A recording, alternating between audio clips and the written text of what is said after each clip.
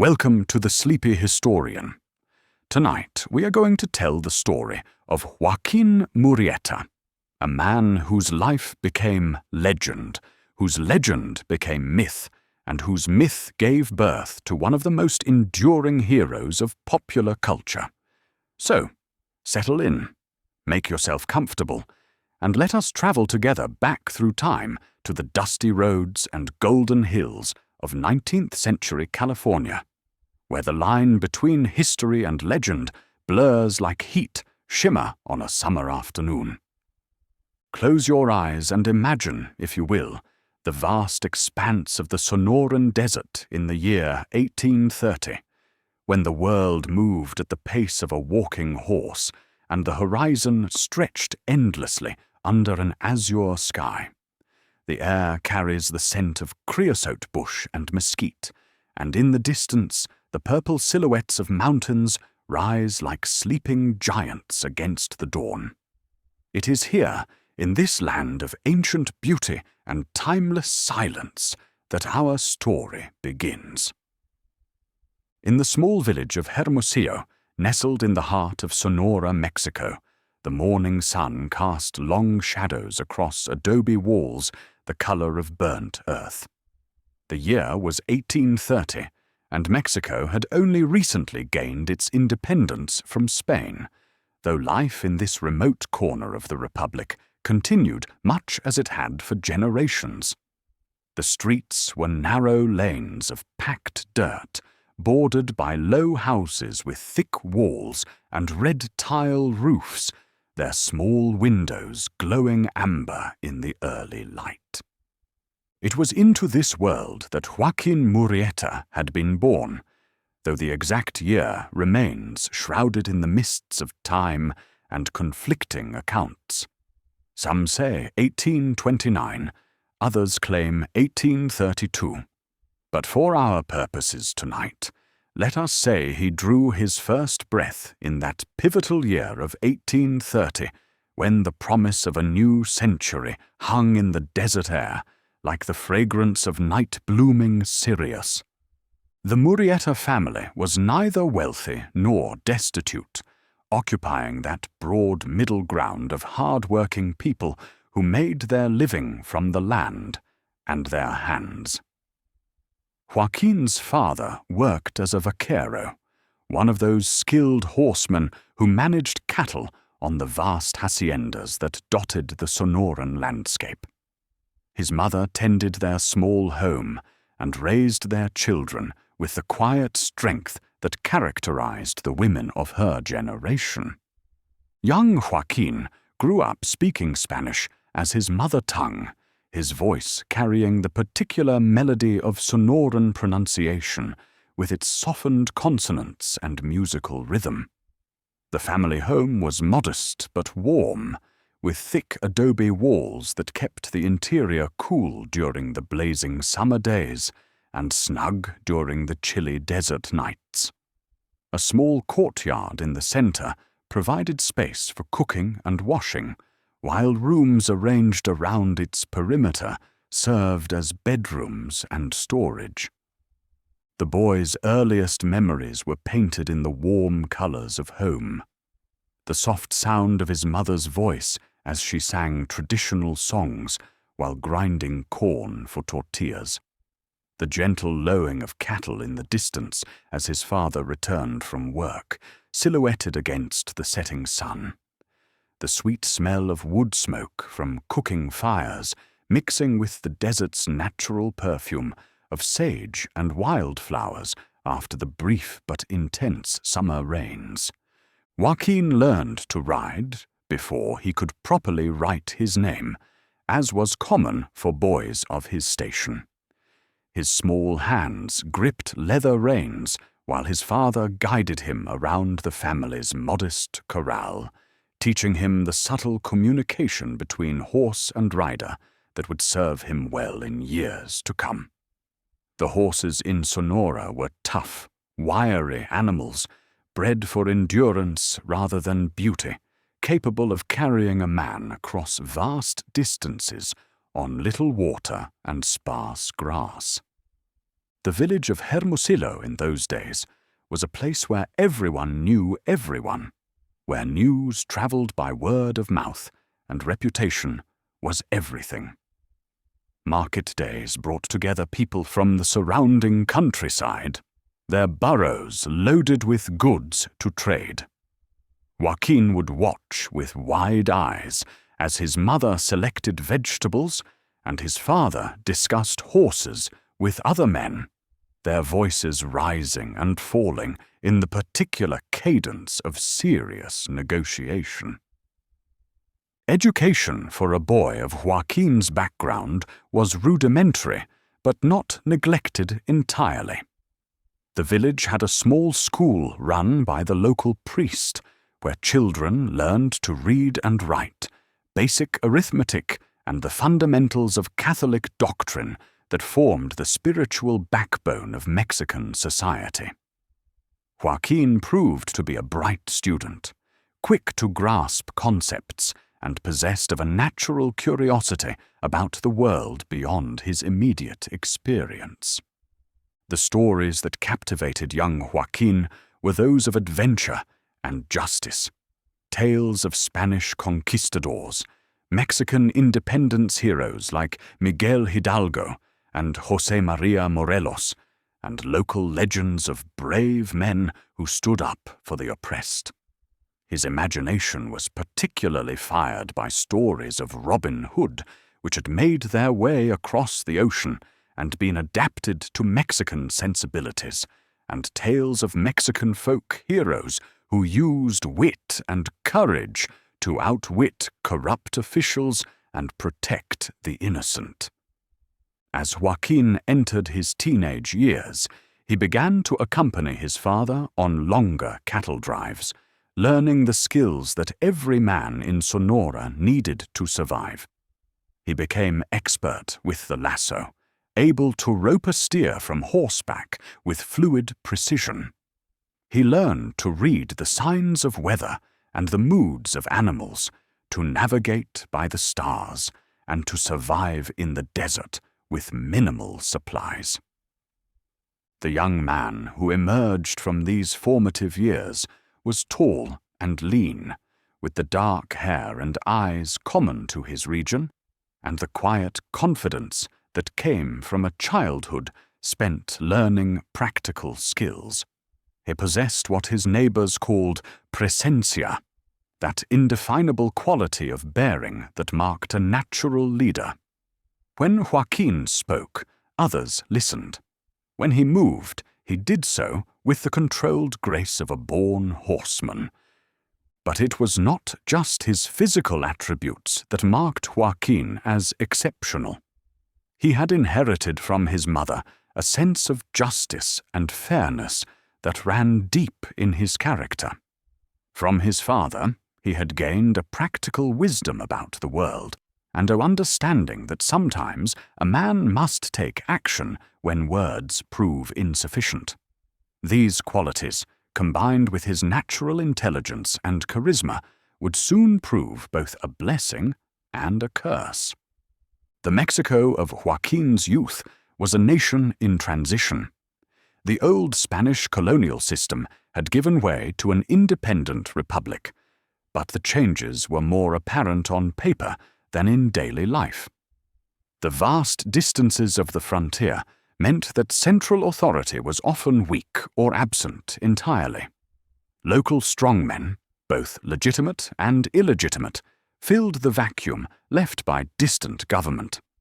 It was a world where a man's worth was measured by his courage, his word, and his ability to defend both. Young Joaquín absorbed these lessons without fully understanding their implications. He saw how his father commanded respect through quiet competence and unshakable integrity. He watched how his mother managed their household with efficiency and grace, never raising her voice, but somehow ensuring that everything functioned smoothly. These examples would shape his own approach to life in ways that would echo through all his future adventures. As the 1840s dawned, changes were stirring that would transform not just Joaquin's life, but the entire character of the American West. Far to the north, in the territory of Alta California, events were unfolding that would soon draw adventurous young men from all over Mexico and beyond. But for now, in the peaceful village of Hermosillo, life continued at its traditional pace, and a young man named Joaquín Murrieta dreamed dreams that reached beyond the desert horizon. The transformation of Joaquín from boy to man took place gradually, marked not by any single dramatic event, but by the slow accumulation of experience and responsibility. By his late teens, he was trusted to handle increasingly complex tasks on the ranch where his family worked. His reputation for fairness and reliability spread throughout the region, and he began to be sought out as a mediator when disputes arose between neighbors. It was during this period that Joaquín met the young woman who would become his wife, though her name has been lost to history or deliberately obscured by the passage of time. What we know is that she was beautiful, intelligent, and possessed of the same strong moral character that marked Joaquín himself. Their courtship followed the traditional patterns of Mexican society, conducted under the watchful eyes of family and community. But those who knew them could see the deep affection that bound them together. Their wedding was a community celebration, held in the village church with the entire population in attendance. The ceremony was followed by festivities that lasted well into the night, with music, dancing, and feasting under the desert stars. For Joaquín and his bride, it represented not just the beginning of their life together, but their formal entrance into the adult community of Sonora. The young couple established their own household, modest but comfortable, where they planned to raise the family they both desired. Joaquín continued to work as a vaquero while developing a small business in horses, buying promising young animals, training them, and selling them to buyers throughout the region. His reputation for honesty and skill grew steadily, and it seemed that a prosperous and peaceful life lay ahead. But even as Joaquín built his life in Sonora, events far beyond his control were shaping a future he could not yet imagine. To the north, tensions were rising between Mexico and the United States over the territory of Texas. American settlers in California were growing restless under Mexican rule. And in a place called Sutter's Mill, discoveries were about to be made that would change the course of human history. For now, though, these distant stirrings were like thunder beyond the mountains, heard but not understood. In Hermosillo, life continued its ancient rhythm, and a young man named Joaquín Murrieta worked his horses and loved his wife and dreamed of the children they would have together, unaware that his name would one day be whispered from cantinas to castle walls as one of the most famous outlaws who ever lived. The year 1848 brought news that spread across Mexico like wildfire, carried by traders, travelers, and the restless wind itself. Gold had been discovered in California, not just small amounts that might sustain a family for a season, but deposits so rich that men were literally picking nuggets from the ground. The reports seemed too fantastic to believe, yet they came from so many sources and with such consistent details that even the most skeptical began to wonder if they might be true. For Joaquín Murrieta, now a man in his late teens with a young wife and dreams of prosperity, The news arrived like an answer to prayers he had not yet learned to pray. Life in Sonora, while comfortable by the standards of his community, offered limited opportunities for a man of his ambitions. The traditional occupations of his region, cattle ranching and small-scale farming, provided security but little chance for the kind of wealth that might transform a family's fortunes for generations to come. The stories filtering south from California painted a picture of opportunity that seemed almost mythical in scope. Men who had arrived with nothing more than the clothes on their backs were reportedly finding enough gold in a single day to buy land and establish themselves as gentlemen. Entire communities were emptying as their populations headed north, drawn by the irresistible promise of sudden wealth. Joaquín spent long evenings discussing the possibility with his wife, their conversations taking place by candlelight in their small adobe home, the desert night pressing close around them. She was practical by nature, aware of the risks involved in leaving everything they had known for an uncertain future in a foreign land. California had recently become part of the United States following the war with Mexico, and Mexican citizens living there were supposed to be guaranteed their rights under the Treaty of Guadalupe Hidalgo. But treaties were words on paper, and both Joaquín and his wife understood that the reality of life for Mexicans in American California might prove quite different from legal promises. Yet the pull of possibility proved stronger than the weight of caution.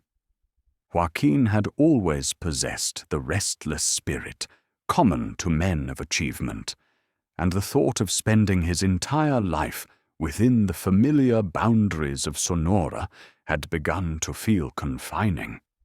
He was skilled with horses, experienced in mining from small-scale operations in the hills around Hermosillo, and possessed of the kind of practical intelligence that seemed well suited to the challenges of frontier life. The decision, when it finally came, felt both inevitable and sudden. A neighbor who had returned from California with pockets full of gold dust served as the final catalyst, his sunburned face and dusty clothes somehow making his incredible stories more believable. He spoke of rivers where gold could be panned from the gravel, of mountainsides where veins of ore lay exposed to the open air, of opportunities that awaited any man willing to work for them. Preparations for the journey north began immediately. Joaquín sold most of their possessions, keeping only what could be transported easily and what would be essential for survival in an unfamiliar land. He purchased supplies for the long trek, sturdy clothes that could withstand hard use, tools for mining, and weapons for protection. Most importantly, he selected horses for the journey, choosing animals known for their endurance and reliability over speed or beauty. The parting from family was difficult, but not dramatic, conducted with the quiet dignity that characterized relationships in Mexican society.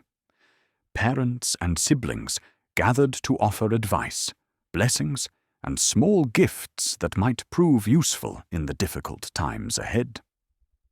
Joaquín's mother pressed a small wooden cross into his hands, carved by his grandfather years before, asking him to remember his faith and his family, no matter how far his travels might take him.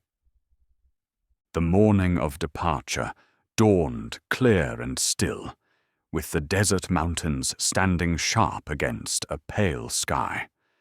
Joaquín and his wife loaded their pack animals carefully, checking and rechecking their supplies, knowing that everything they had chosen to bring would need to justify its weight over hundreds of miles of difficult terrain.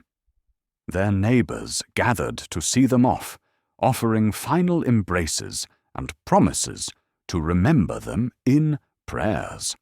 The journey to California in 1849 was an undertaking that tested every aspect of human endurance and determination. The established route led northwest through Tucson, then across the Colorado Desert to Los Angeles, a distance of nearly 800 miles through some of the most challenging terrain in North America.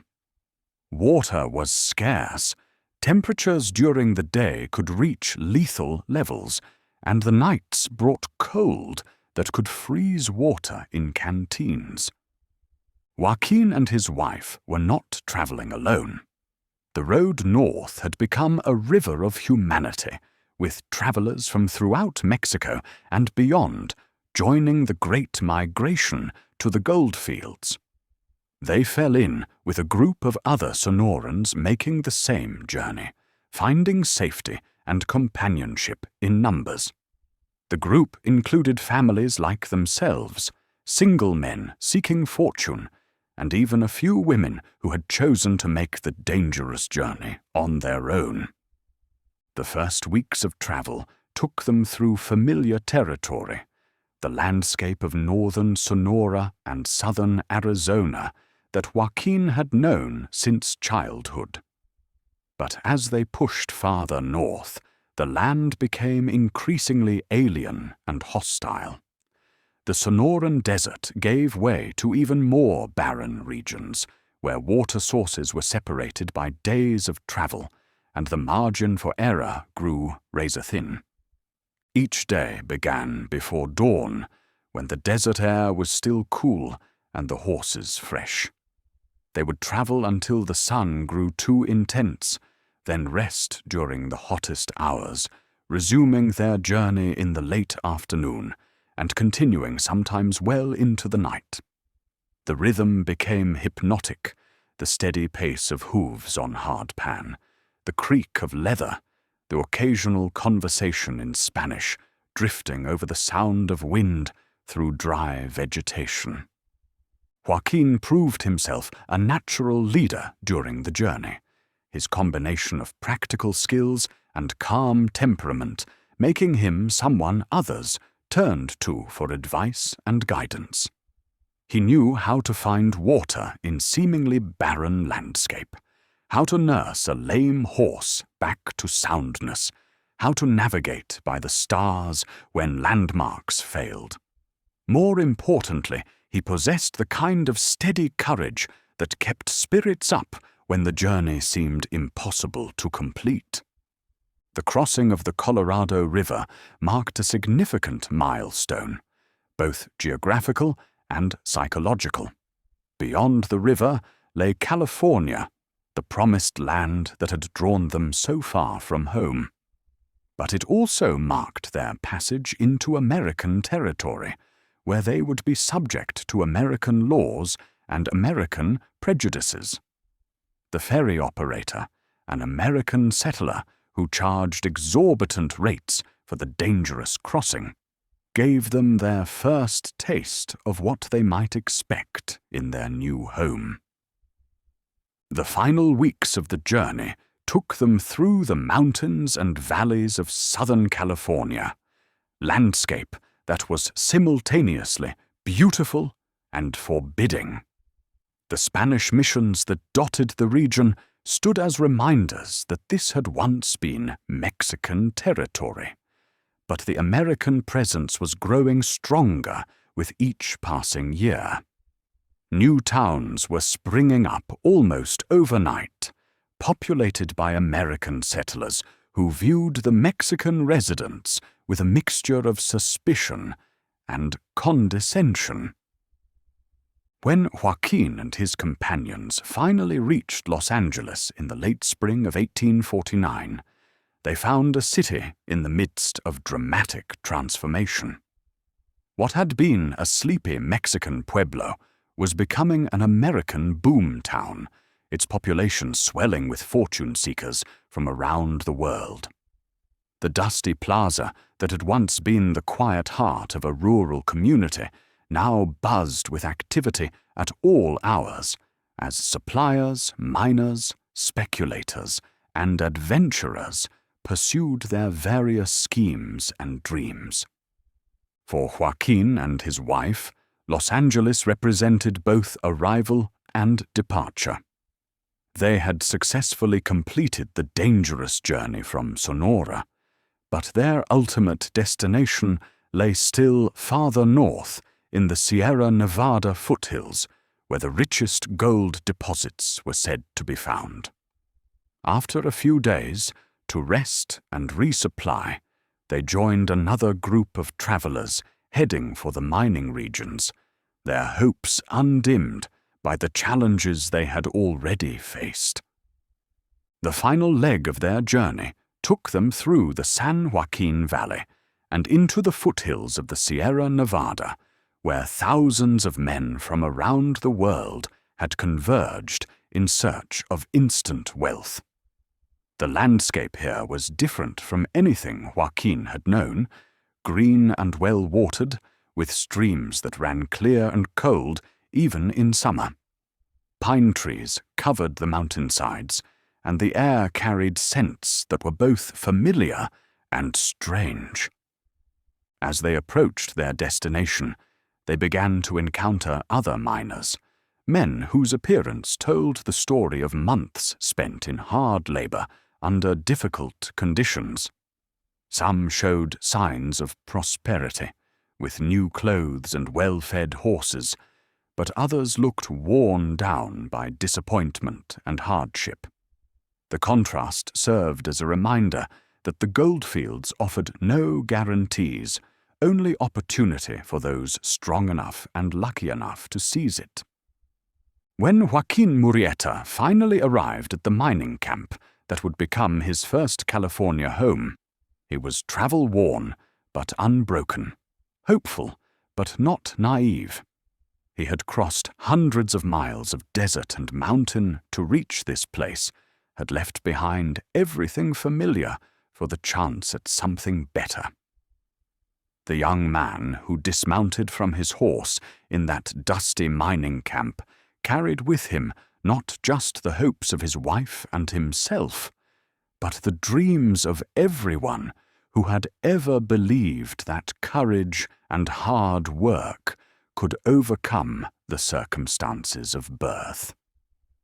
Behind him lay the peaceful village of his childhood, the family and community that had shaped his character, the traditional life that had sustained his people for generations. Ahead lay uncertainty, opportunity, and challenges that would test every quality he had inherited and developed. He could not know, as he unloaded his pack animals and began to set up camp, that he was about to embark on adventures that would make his name legendary throughout the American West. The mining camp where Joaquín Murrieta established his first California home bore little resemblance to the orderly villages of Sonora.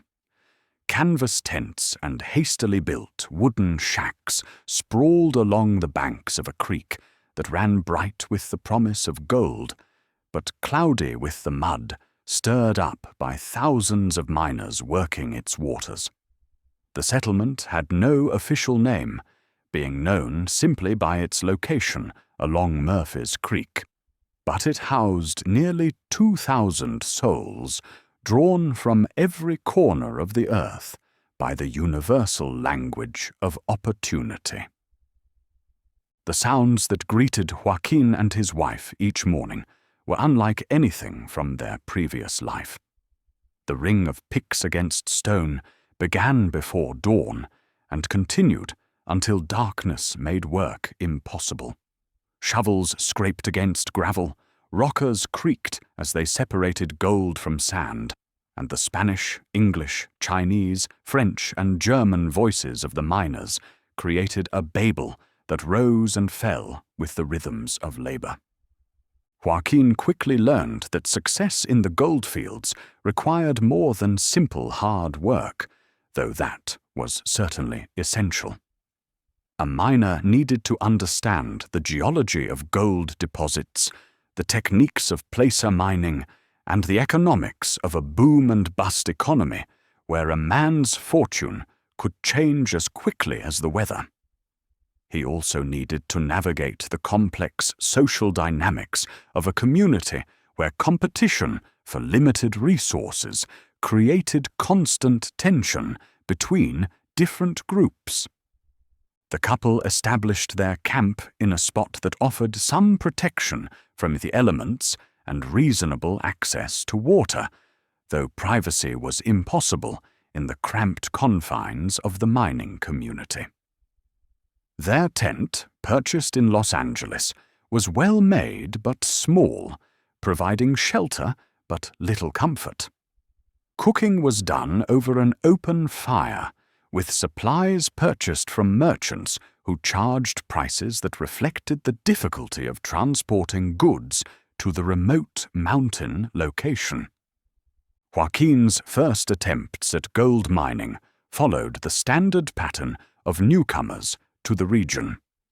He staked a claim along the creek, purchased the necessary equipment, and began the back-breaking work of moving earth and gravel in search of the bright flakes that meant wealth.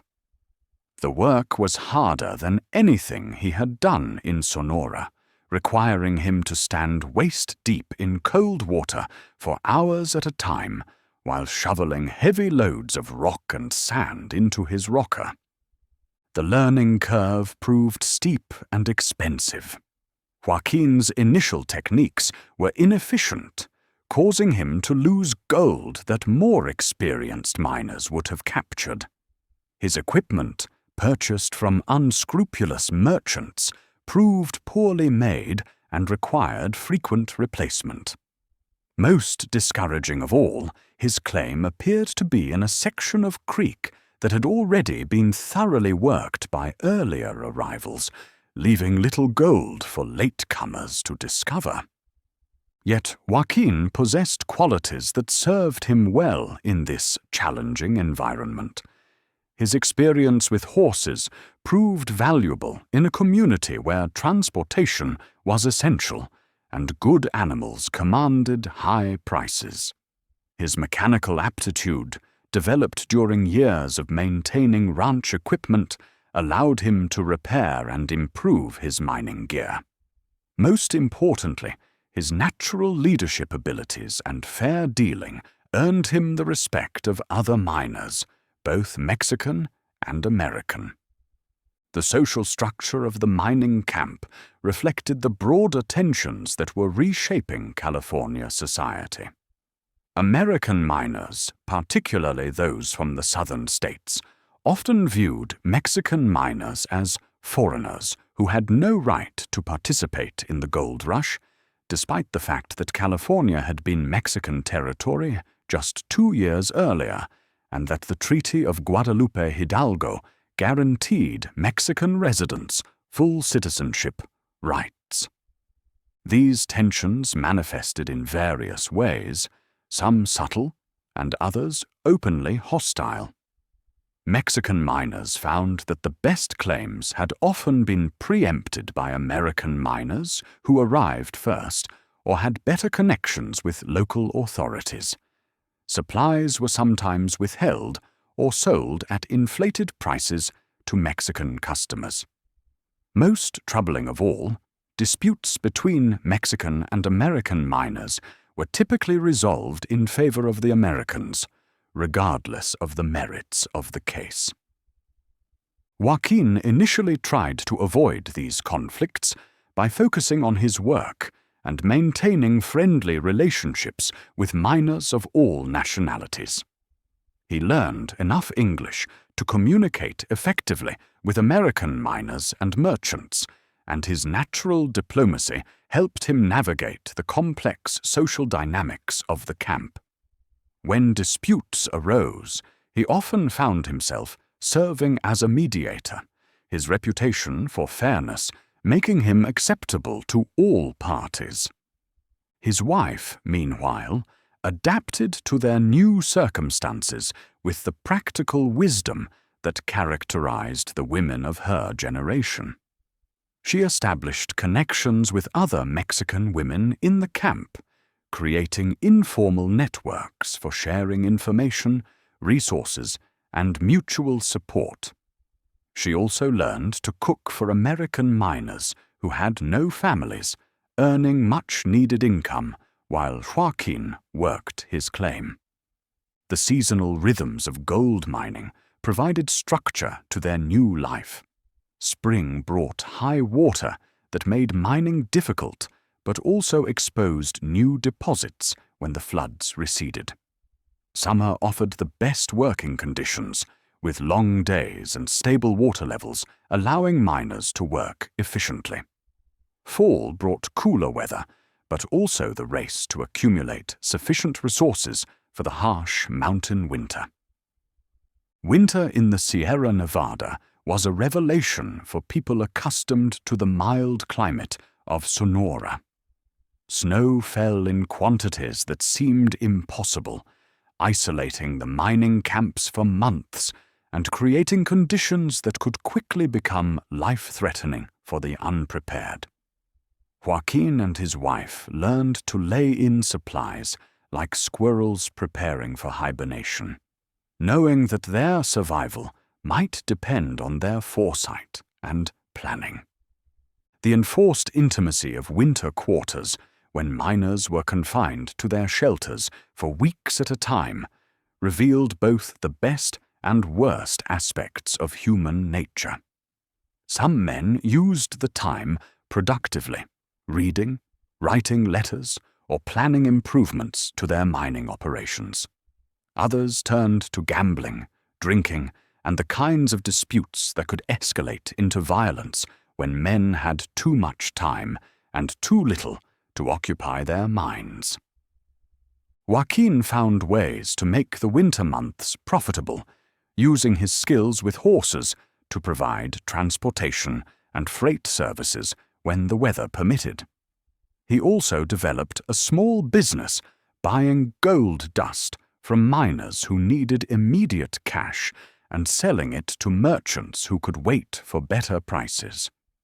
These activities required him to travel between camps, expanding his knowledge of the region and his network of contacts throughout the mining community. As spring returned and mining activity resumed, Joaquín began to notice changes in the character of the gold rush. The easiest deposits had been discovered and worked out, forcing miners to dig deeper or move to more remote locations. The population of individual camps became more transient as unsuccessful miners moved on in search of better prospects. Most significantly, the informal democracy of the early gold rush was giving way to more organized and often discriminatory practices. The California legislature passed the foreign miners' tax in 1850, requiring non-citizens to pay a monthly fee for the privilege of mining gold. Though theoretically applied to all foreigners, the tax was enforced almost exclusively against Mexican, Chilean, and Chinese miners, while European immigrants were typically left alone. For miners like Joaquín, who were earning barely enough to survive, the tax represented a significant financial burden and a clear message that they were not welcome in their adopted home. The enforcement of the foreign miners' tax brought Joaquín his first direct confrontation with American legal authority. Tax collectors, accompanied by armed deputies, made regular rounds through the mining camps, demanding payment from Mexican miners and confiscating property from those unable to pay. The process was often conducted with unnecessary hostility, as if the collectors took personal satisfaction in humiliating the Mexican miners. When the tax collectors reached Joaquín's claim, they found a man who had prepared for their arrival. He had the required fee ready, counted out in exact change, and his papers proving his legal right to remain in California under the Treaty of Guadalupe Hidalgo. Yet even this careful preparation could not protect him from the casual contempt with which the officials treated him. Their assumption that as a Mexican he was inherently inferior and undeserving of basic respect. The incident passed without violence, but it left Joaquín deeply troubled. He had come to California seeking opportunity and had been willing to work harder than most men to achieve his goals. He had tried to fit into American society, learning the language and customs, paying his taxes, and avoiding conflicts that might bring him to official attention. Yet none of this effort seemed to matter when faced with the simple fact of his Mexican heritage. Other Mexican miners were not as fortunate or as prepared as Joaquín. He witnessed scenes that burned themselves into his memory. Families forced to abandon claims they had worked for months because they could not afford the tax. Men beaten by deputies who enjoyed their power over people they considered racially inferior. Women and children left destitute when their husbands were arrested for non-payment of fees they could never afford. These experiences began to change Joaquín in ways that were subtle but profound. The optimistic young man who had left Sonora full of dreams for the future remained, but he was now tempered by a growing understanding of the realities of life for Mexicans in American California. He saw that hard work and good character were not always enough to overcome prejudice, and that the legal protections promised by treaty were only as strong as the will to enforce them. The transformation was not immediate or complete. Joaquín still believed in the possibility of success through legitimate means, still hoped that fairness and justice would eventually prevail. But seeds of doubt had been planted, and they would grow in the fertile soil of accumulated injustices until they bore fruit that no one could have predicted from the quiet young man who had first arrived in the mining camp with nothing but hope and determination. As the months passed and Joaquín's understanding of his new world deepened, he began to develop the qualities that would later make him famous. He became more observant, noting the patterns of behavior that revealed both opportunity and danger. He became more calculating, thinking several moves ahead in his dealings with both friends and potential enemies. Most importantly, he began to understand that survival in this new world might require him to become someone very different from the man he had been in Sonora. The stage was being set for transformation, though neither Joaquín nor anyone else could yet see the final act toward which events were moving. For now, he remained a miner among miners, distinguished mainly by his skill with horses and his reputation for fairness. But the pressures that would eventually forge him into a legend were building day by day, like steam in a boiler that would eventually demand release. The summer of 1851 brought changes to the mining regions that would reshape Joaquín Murrieta's life in ways he could not yet imagine. The easy gold that had drawn thousands of fortune-seekers to California was becoming increasingly scarce, and the competition for remaining deposits grew correspondingly fierce. What had once been a rough but generally cooperative community of miners was hardening into something more organized and exclusionary, with informal but powerful hierarchies that favored some groups over others. Joaquín had managed to establish a modest degree of prosperity through a combination of mining, horse trading, and small-scale freight hauling between camps. He and his wife had moved from their original tent to a small but sturdy cabin he had built with his own hands, using skills learned in Sonora and timber cut from the surrounding forests. The cabin was simple but comfortable, with a stone fireplace, wooden floors, and windows that looked out over the creek where he still worked his claim. The couple had also been blessed with news that his wife was expecting their first child, a development that filled Joaquín with both joy and increased determination to succeed. The prospect of becoming a father added urgency to his efforts to establish security, and he began to think in longer terms about building a permanent life in California. He spoke of perhaps opening a general store or a livery stable, businesses that would provide steady income and allow him to use his skills while avoiding the back-breaking labor of mining. But even as Joaquín planned for a peaceful future, the social currents around him were moving in dangerous directions. The foreign miners' tax had created resentment on both sides of the cultural divide. Mexican miners felt persecuted and excluded from the prosperity they had come so far to seek. American miners, particularly those who were struggling financially, blamed foreigners for their own lack of success and supported increasingly harsh measures to drive them away. The situation was complicated by the arrival of organized criminal groups who preyed on the isolation and lawlessness of the mining regions. Some of these groups were composed of Americans who had come west not to mine, but to rob those who did.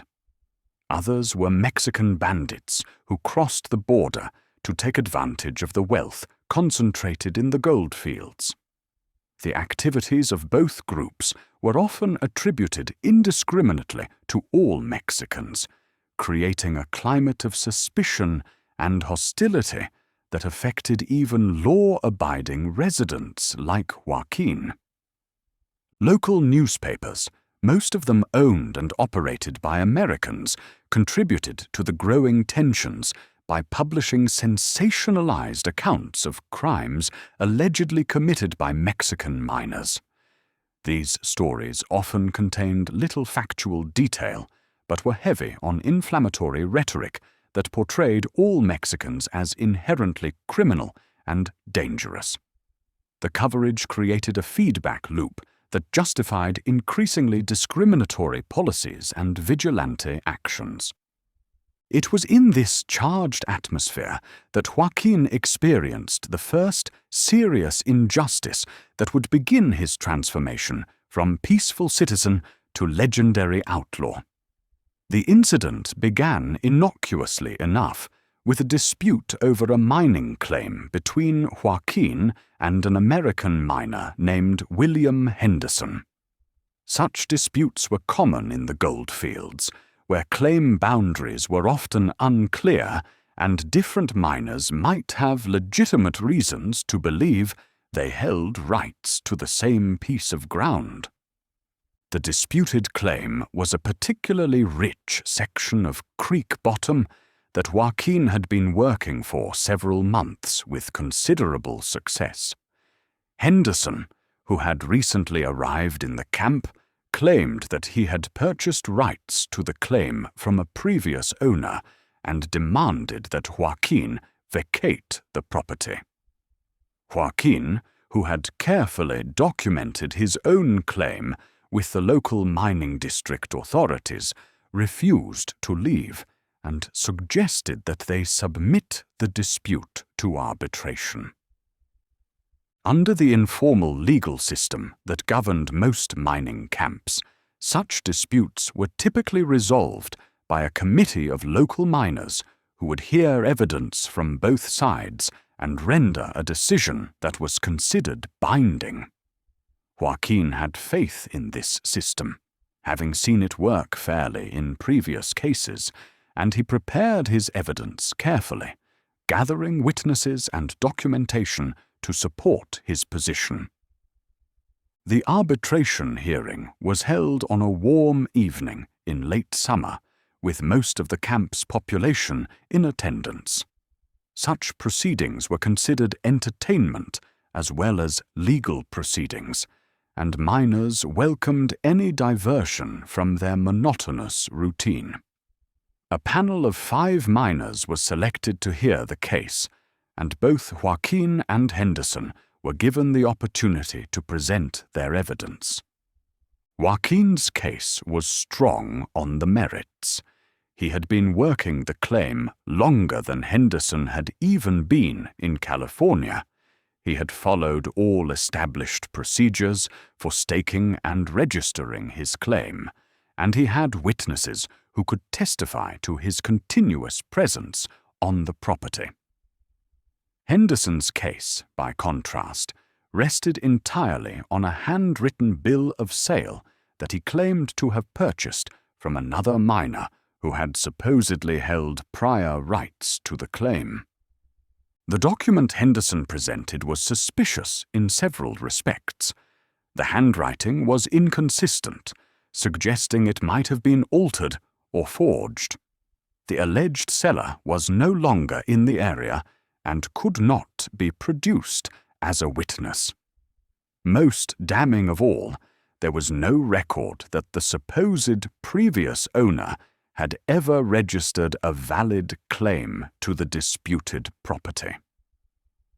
Despite the weakness of Henderson's case, the arbitration panel ruled in his favor by a vote of 4-1. The decision was announced with minimal explanation, and when Joaquín requested the reasoning behind the ruling, he was told simply that the panel had found Henderson's evidence more convincing.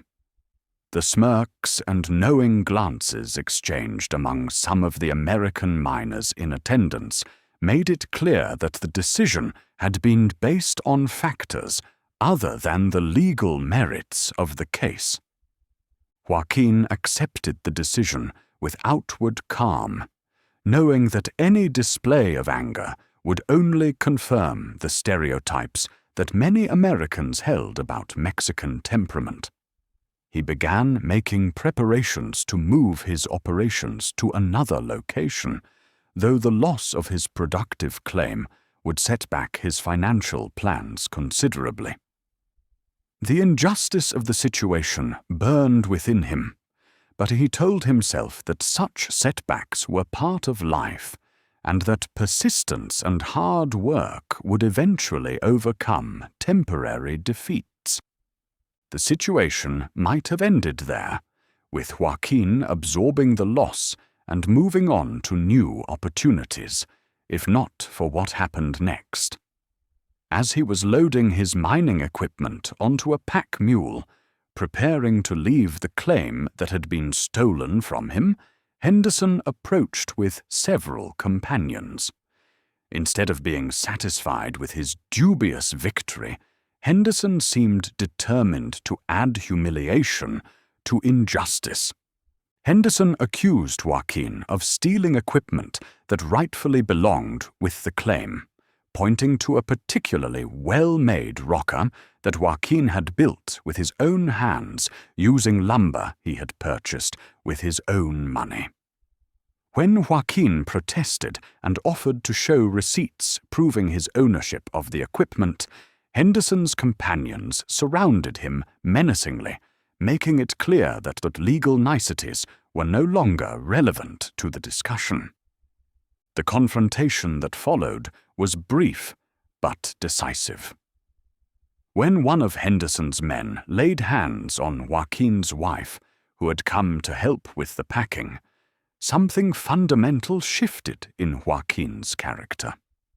The quiet acceptance that had characterized his response to previous injustices evaporated in an instant, replaced by a cold fury that would have been recognizable to anyone who had known his grandfather, a man legendary in Sonora for his ability to defend his family's honor. Joaquín's response was swift and decisive. His fist connected with the man's jaw with the force of years spent swinging a pick, dropping him to the ground unconscious. Before Henderson and his remaining companions could react, Joaquín had drawn the pistol he carried for protection against wild animals and claim jumpers, its barrel steady despite the rage that coursed through his veins.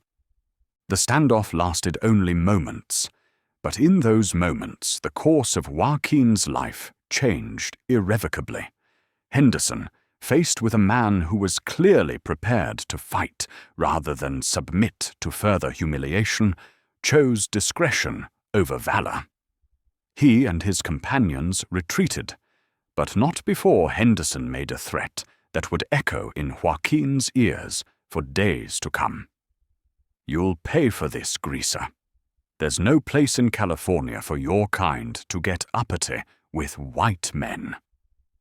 Word of the confrontation spread quickly through the mining camp, carried by the dozens of witnesses who had observed the incident.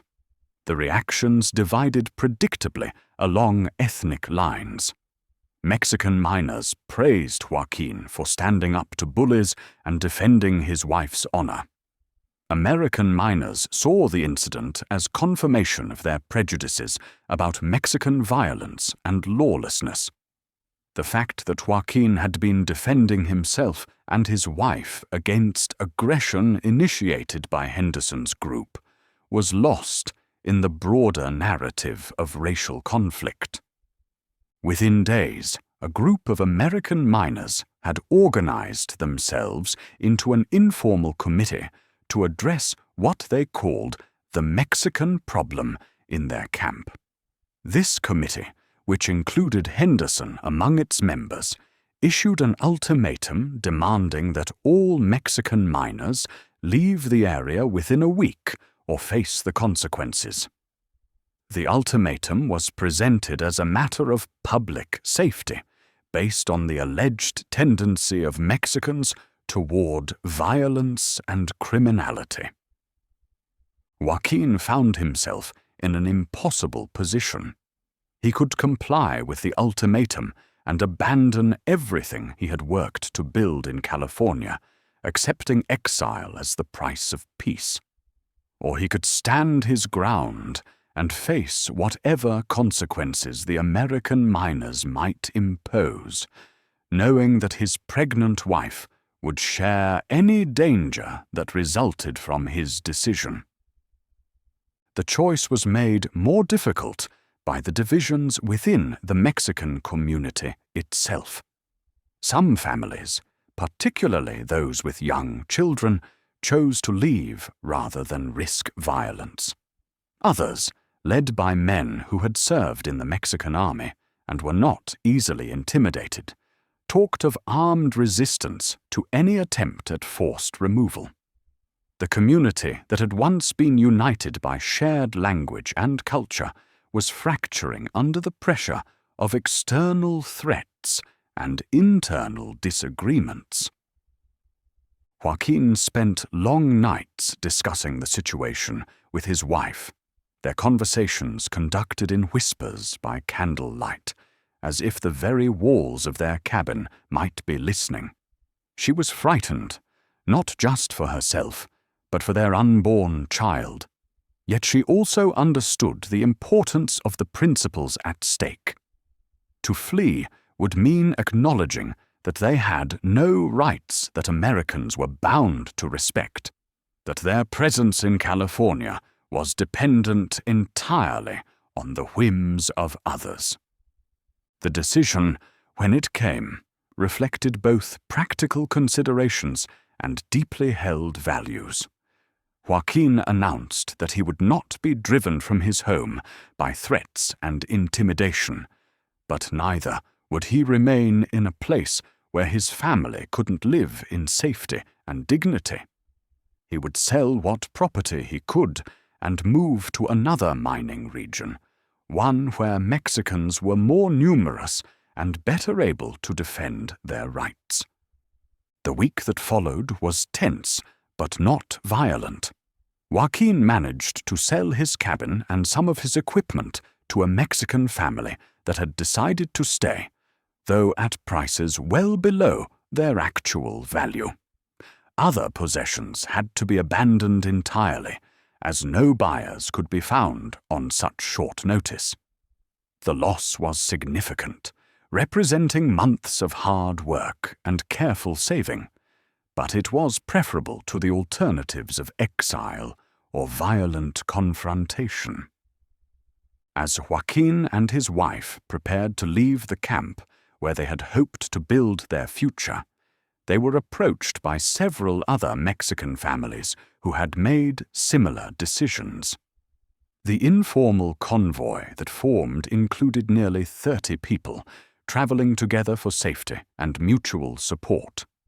They were not the first such group to leave the area, and they would not be the last, as the campaign to drive out Mexican miners spread from camp to camp throughout the region. The journey to their new destination took them through country that was beautiful but ominous, with every turn in the trail potentially concealing danger. Other Mexican miners had reported attacks by vigilante groups who pursued refugees from the camps, robbing them of what little they had managed to salvage from their former lives. The convoy traveled armed and alert, with scouts ranging ahead to watch for trouble.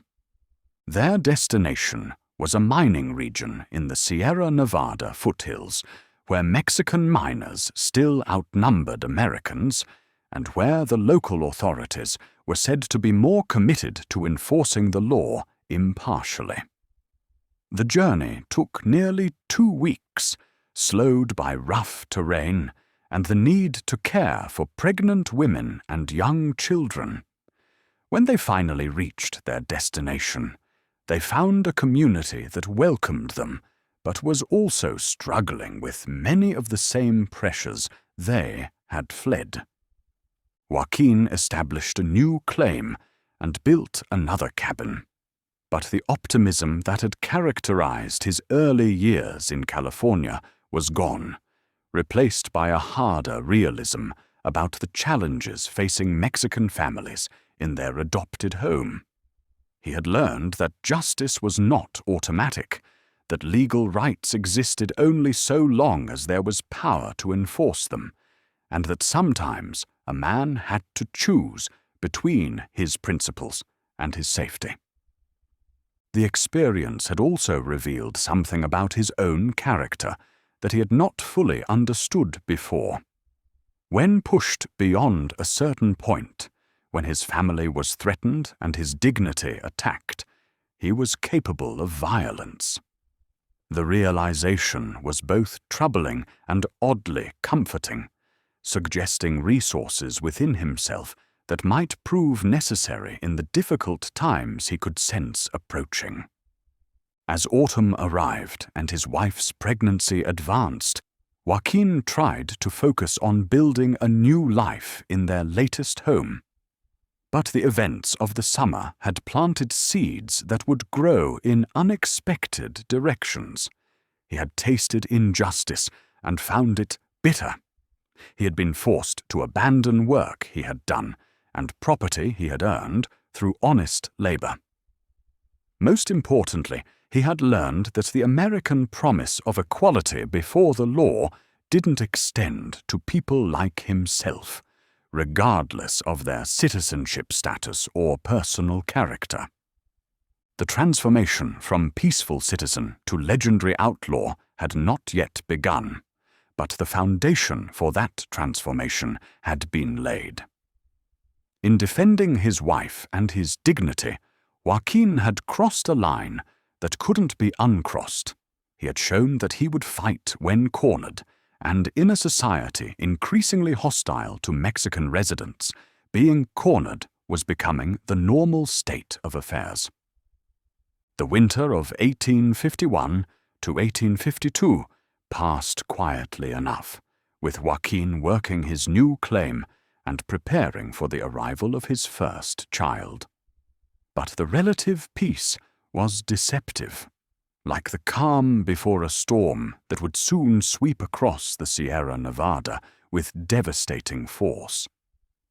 The injustices that had driven Joaquín from his first California home were not isolated incidents, but part of a larger pattern that was making normal life increasingly impossible for Mexican families throughout the region.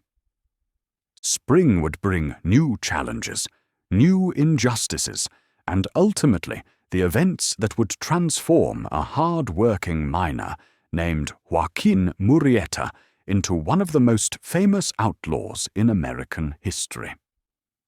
But for now, in the quiet months of that mountain winter, he remained a man trying to build a peaceful life for his family, unaware that forces beyond his control were already shaping a very different future.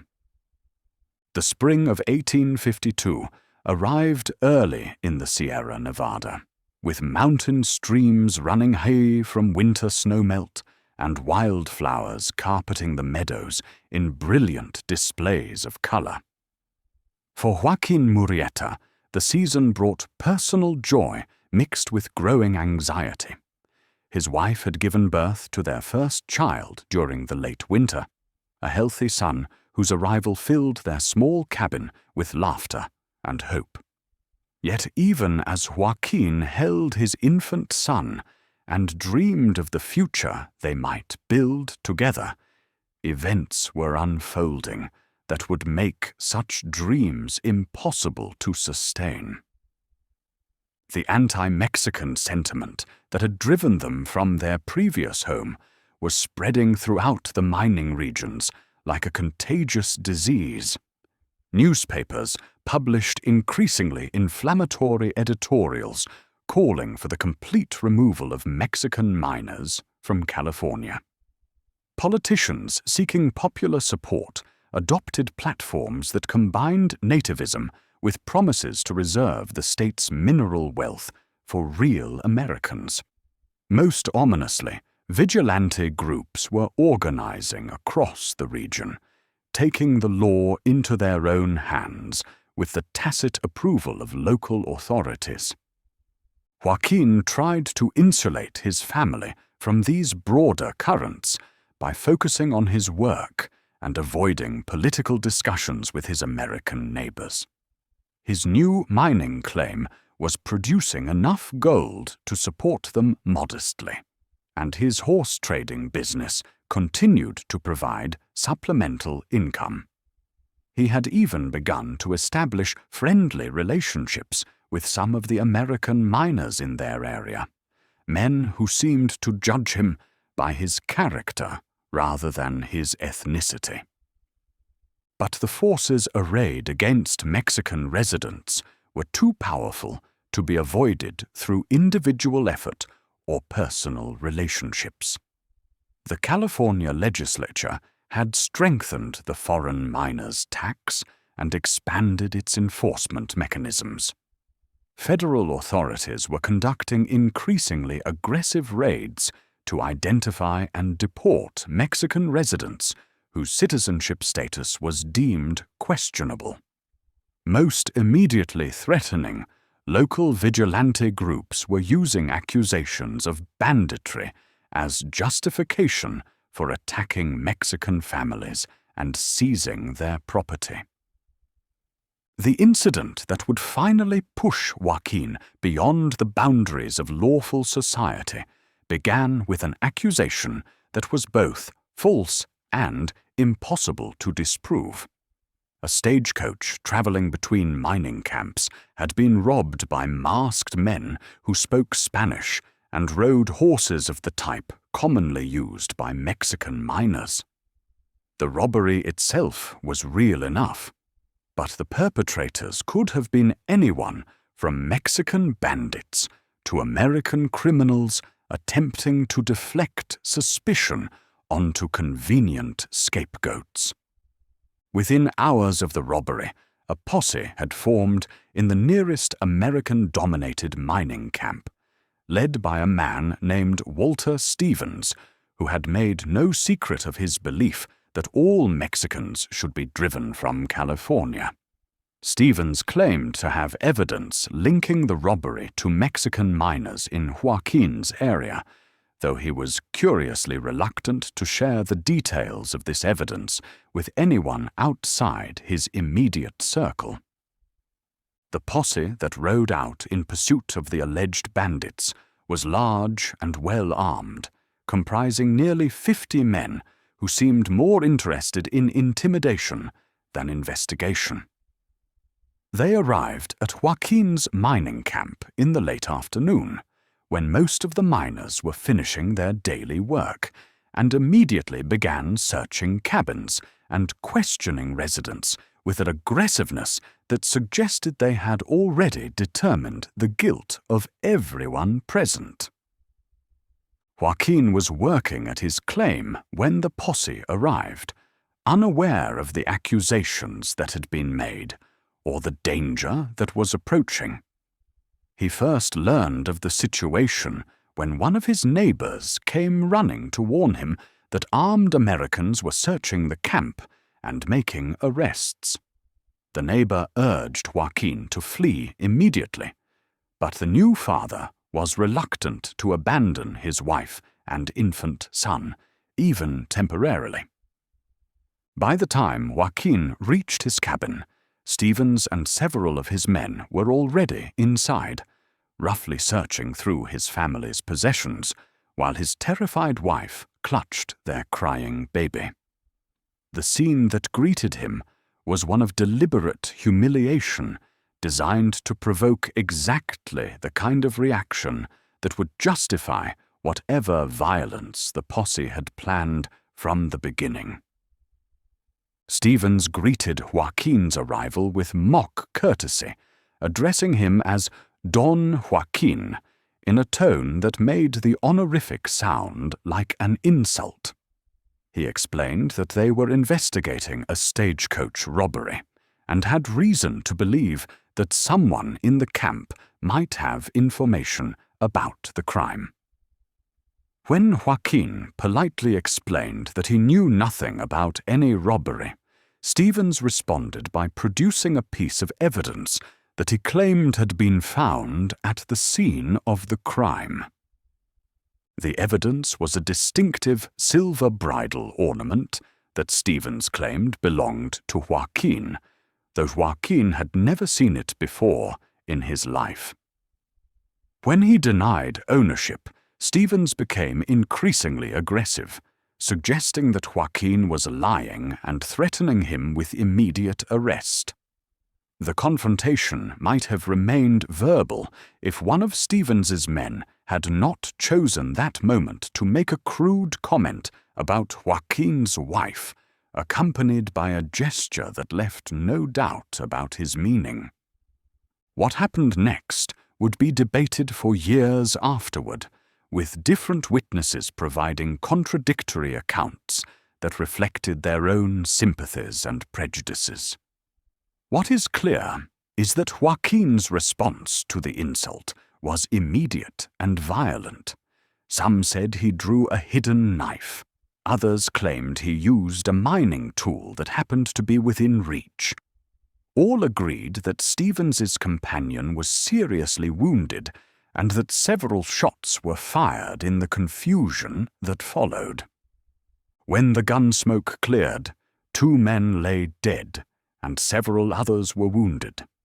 Joaquín had somehow managed to escape in the chaos, but his wife and child had been taken prisoner by the surviving members of the posse. The cabin he had built with his own hands was burning, and everything he had worked to accumulate over 3 years in California was either destroyed or in the hands of his enemies. The man who fled into the Sierra Nevada wilderness that night was no longer the optimistic young miner who had arrived from Sonora with dreams of prosperity and respectability. 3 years of accumulated injustices had stripped away his faith in American law and American promises of equality. The final violation of his home and the seizure of his family had broken the last restraints that had held his anger in check. For days, Joaquín moved through the mountain forests like a wounded animal, avoiding roads and settlements while trying to formulate a plan to rescue his wife and child. He had little food, minimal equipment, and no allies except for a few Mexican miners who might be willing to help, but were themselves vulnerable to retaliation. The odds against him seemed overwhelming, but desperation gave him a clarity of purpose that made conventional considerations irrelevant. The transformation from victim to outlaw was completed when Joaquín realized that he could never resume a normal life as long as Stevens and his associates controlled the region. They had made it impossible for him to work honestly, to live peacefully, or to protect his family through legal means. If he was to have any hope of reuniting with his wife and child, he would have to take justice into his own hands and create his own law in a land where the official law offered him no protection. The first act of the career that would make Joaquín Murrieta legendary was carefully planned and precisely executed. He spent a week studying the movements of Stevens' men, learning their habits, and identifying their vulnerabilities. When he finally struck, it was with the surgical precision of a man who understood that he would have only one chance to succeed. Stevens was traveling alone when Joaquín confronted him on a lonely mountain trail, returning from a trip to the county seat where he had gone to formalize the charges against the Mexican miners in Joaquín's former camp. The conversation between the two men was brief, consisting mainly of Joaquín's demand for information about his wife and child's whereabouts, and Stevens's refusal to provide it. The gunfight that followed was over quickly, with Stevens demonstrating that his courage diminished considerably when he faced a single opponent, rather than leading a posse against unarmed families.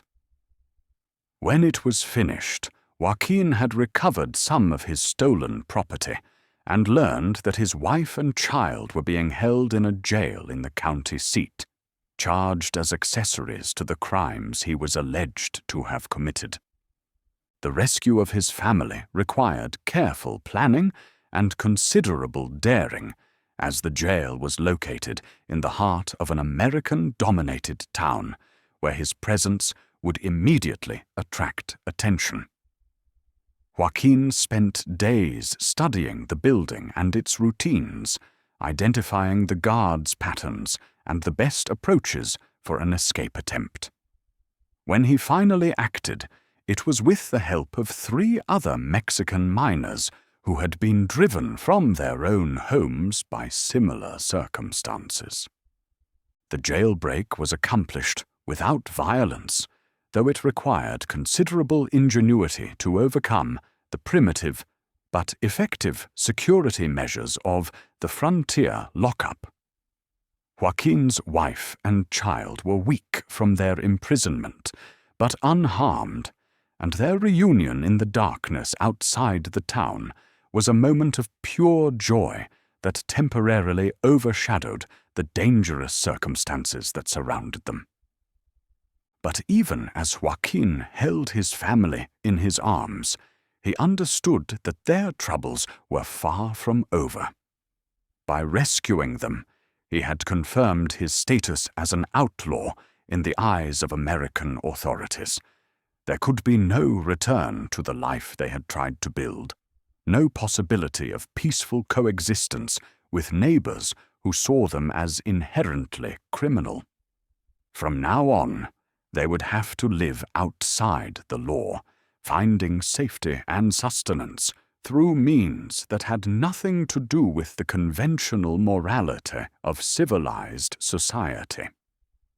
The small group that fled into the mountains that night included not just Joaquín's family, but several other Mexican men who had been forced into outlawry by circumstances similar to his own.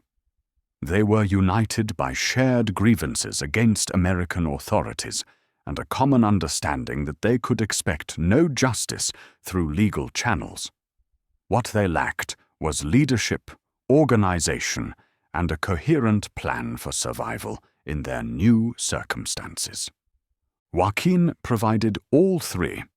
His natural charisma, proven courage, and burning sense of injustice made him the obvious leader of the group. His practical skills, from horsemanship to marksmanship, gave him the tools necessary for their new way of life. Most importantly, his strategic intelligence allowed him to see beyond immediate survival to the broader possibilities that their situation might offer.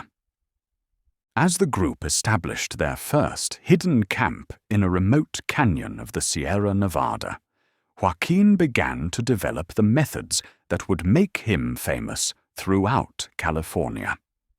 He understood that simple banditry would make them enemies of everyone, Mexican and American alike, and would ultimately lead to their destruction.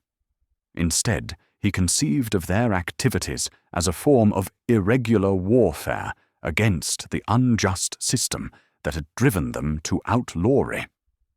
The code that Joaquín established for his band was strict and carefully designed to maintain popular support among the Mexican population while striking fear into their American oppressors. They would target only those who had participated in the persecution of Mexican miners or who had grown wealthy from the discriminatory policies that excluded Mexican families from legitimate opportunities. They would never harm women or children, never rob the poor, and never attack those who had shown fairness in their dealings with Mexican residents.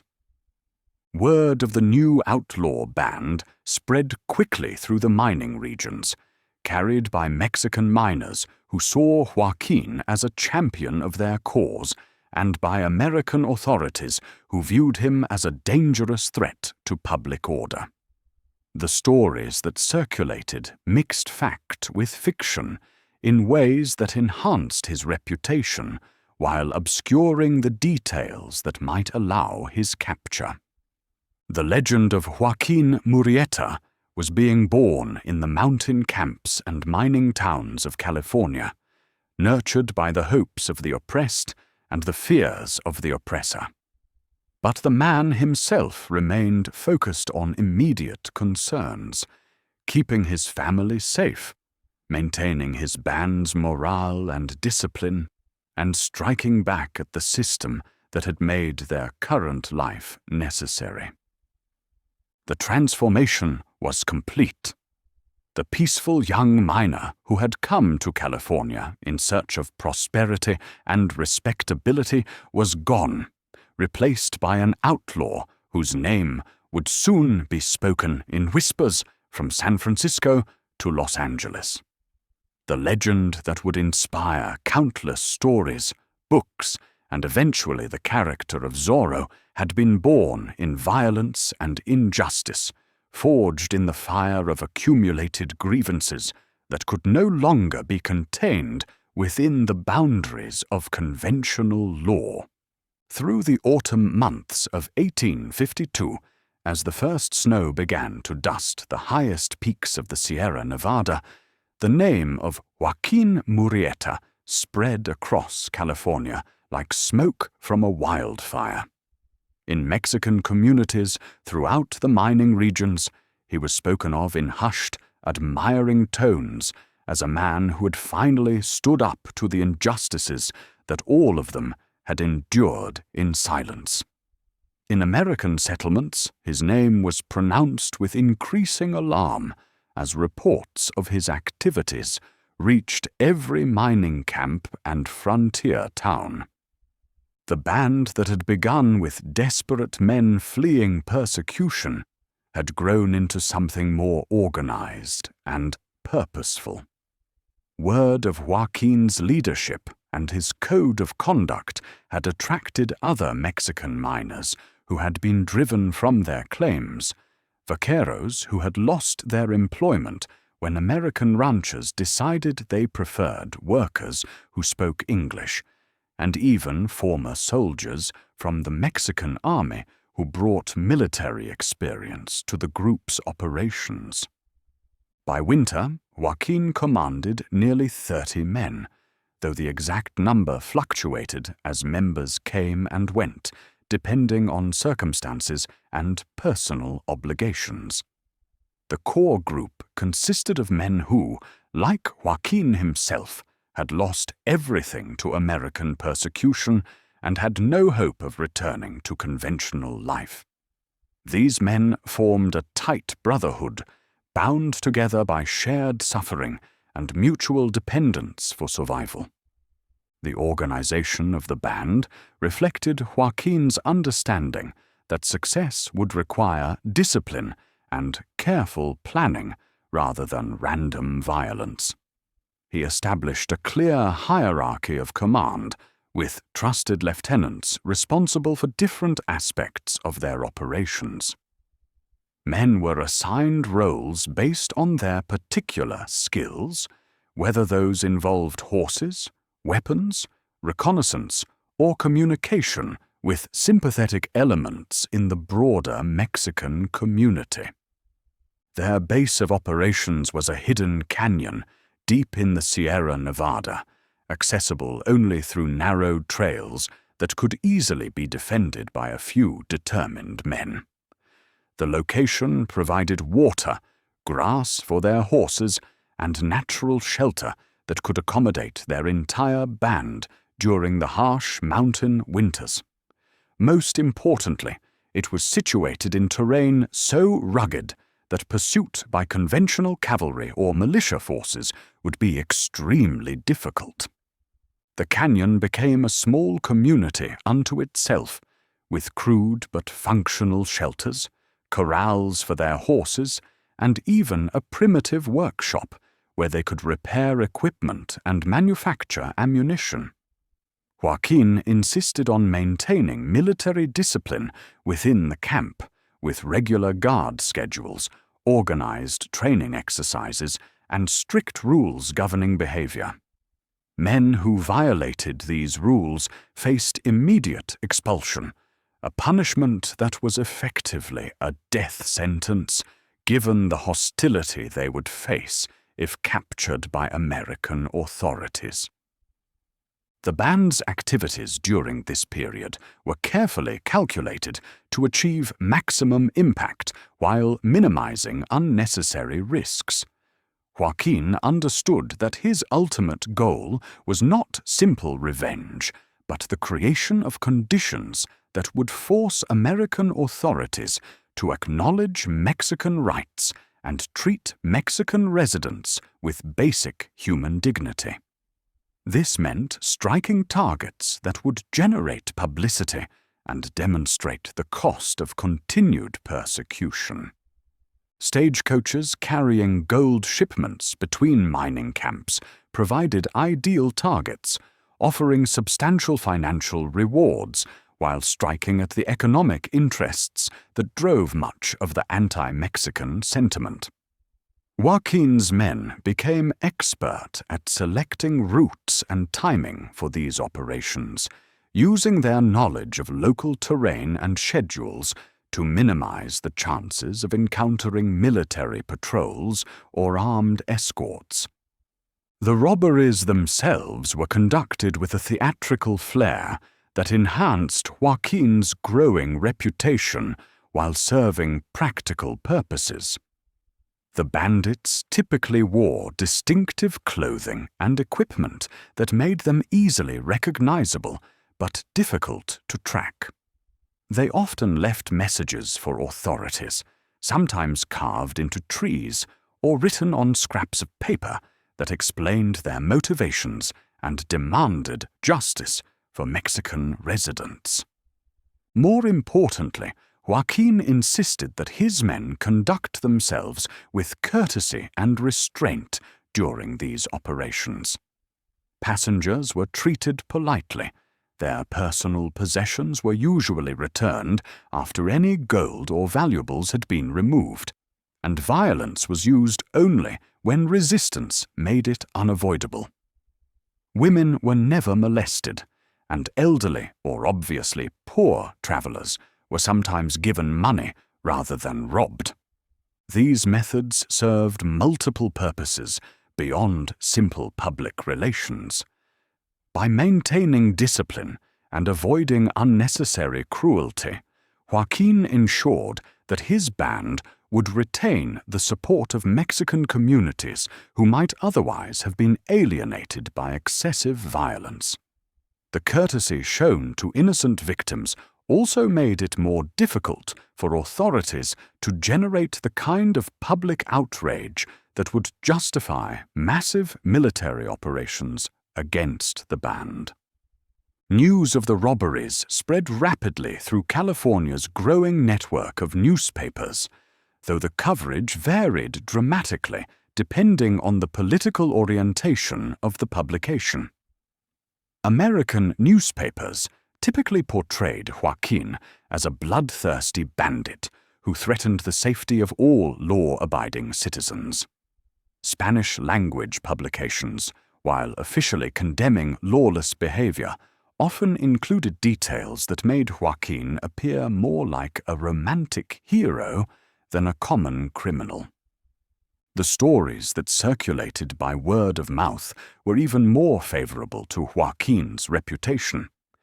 Mexican miners and laborers embellished accounts of his exploits, adding details that emphasized his courtesy, his generosity to the poor, and his dedication to protecting Mexican families from persecution.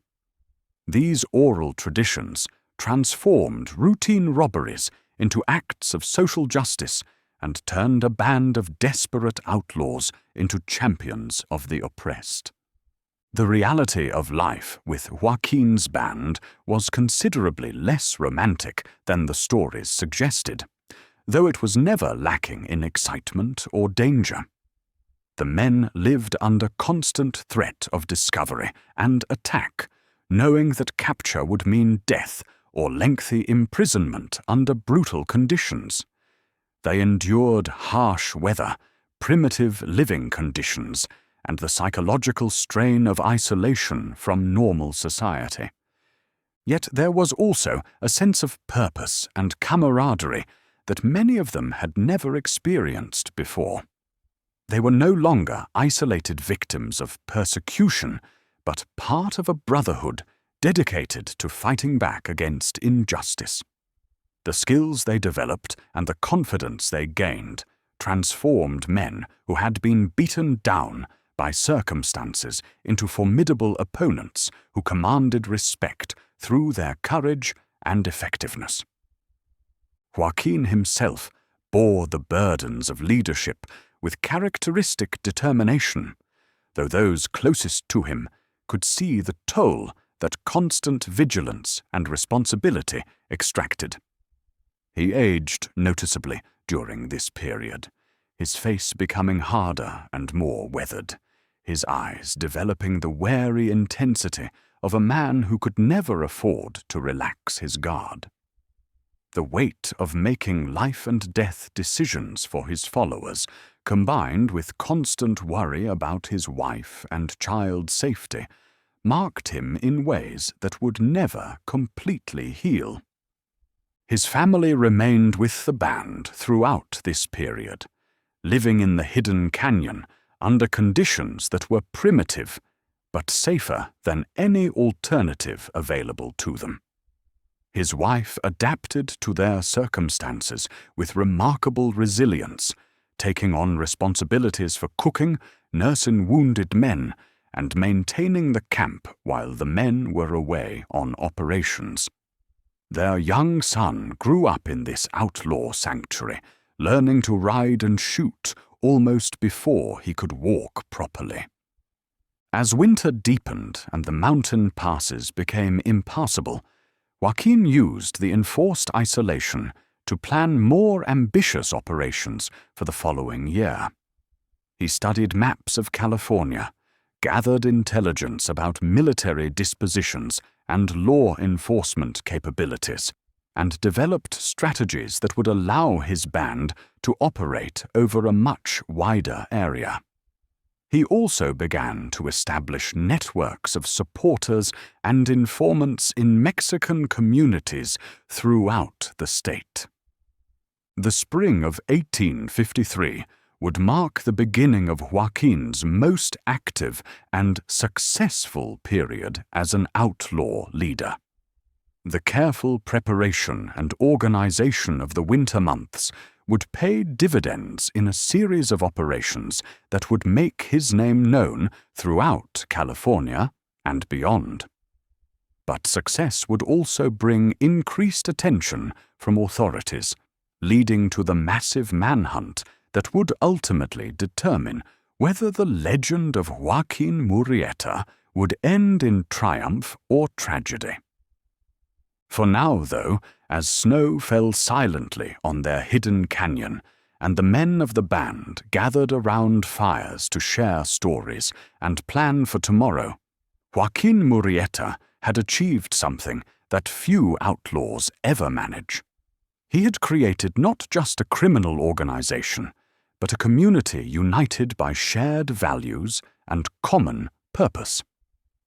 Whether that community could survive the challenges that lay ahead would depend on factors beyond any man's control, but for the moment at least, they had carved out a space in the world where justice was defined by their own understanding rather than by the prejudices of those who had driven them to outlawry.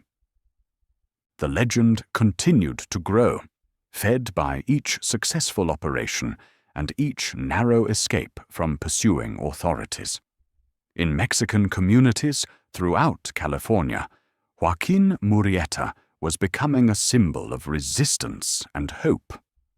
In American settlements, he represented a threat that seemed to grow more dangerous with each passing month. The stage was being set for a confrontation that would determine not just the fate of one outlaw band, but the broader question of whether justice and equality were possible in a land divided by prejudice and fear.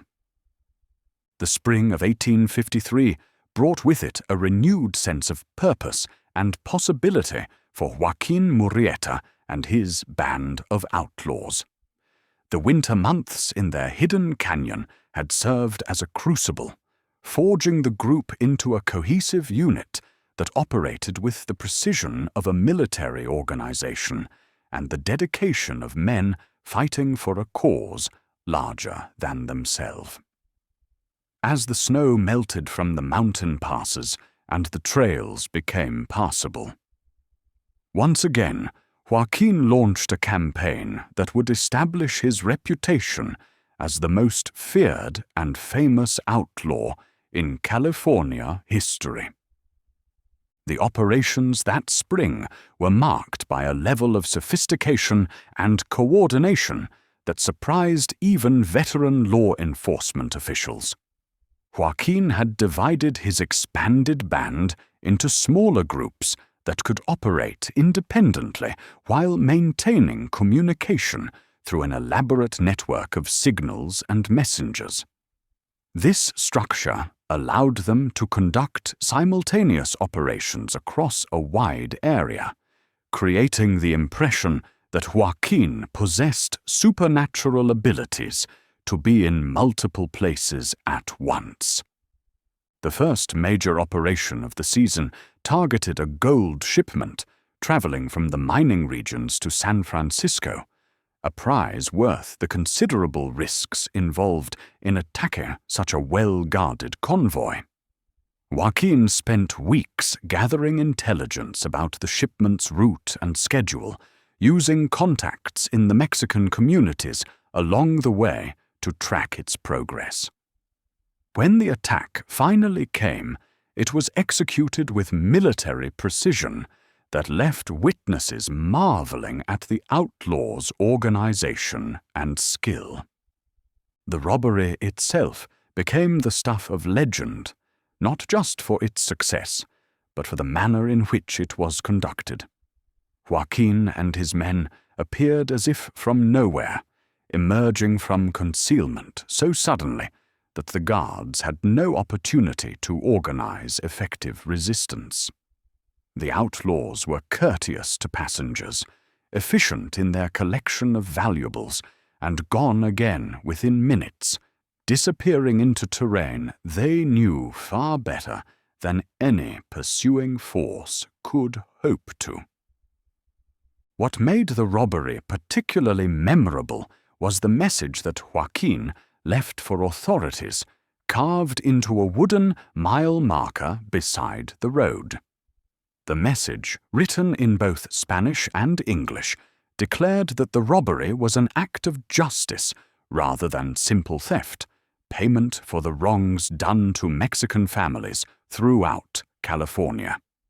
It challenged authorities to address the root causes of outlawry rather than simply pursuing its symptoms, and it promised that operations would continue until justice was achieved.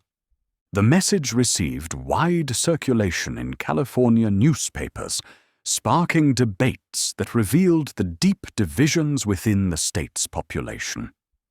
American settlers and businessmen demanded increased military action against the outlaws, arguing that no society could tolerate such defiance of lawful authority. Mexican residents, while publicly condemning lawless behavior, privately admired Joaquín's courage and supported his goal of achieving justice for their community. The political implications of Joaquín's activities were not lost on California's territorial and early state government. Officials in Sacramento understood that the outlaw problem represented more than a simple law enforcement challenge. It was a symptom of broader social tensions that threatened to undermine the stability and prosperity that American settlement was supposed to bring to the region. Governor John Bigler, facing pressure from both directions, attempted to chart a middle course that would address legitimate grievances while maintaining public order. He appointed a commission to investigate allegations of discrimination against Mexican residents and promised reforms that would ensure equal treatment under the law.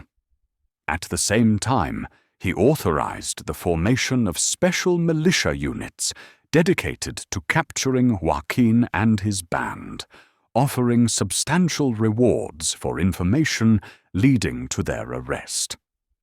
The reward money attracted bounty hunters and adventurers from throughout the American West, men who saw Joaquín's capture as their path to wealth and fame. Some of these men were experienced manhunters with legitimate skills, while others were little more than armed desperados who posed as much danger to innocent civilians as to the outlaws they pursued.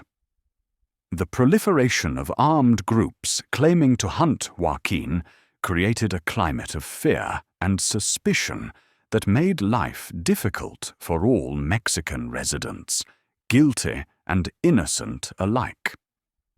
Joaquín responded to the increased pressure by adapting his tactics and expanding his area of operations.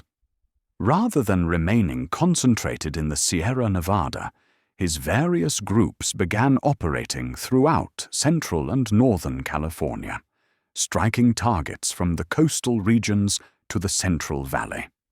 This dispersion made it virtually impossible for authorities to predict where the next attack might occur, while the speed and mobility of the outlaws allowed them to escape before effective pursuit could be organized.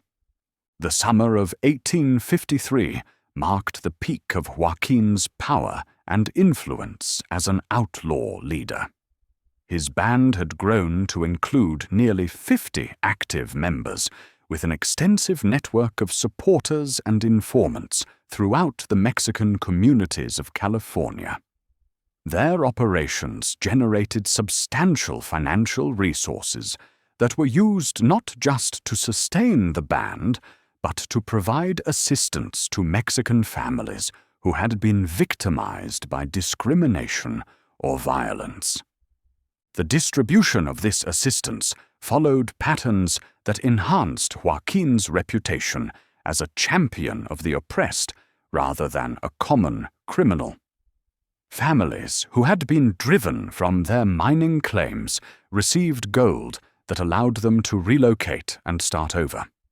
Widows and orphans whose husbands and fathers had been victims of vigilante violence received regular support that ensured their survival.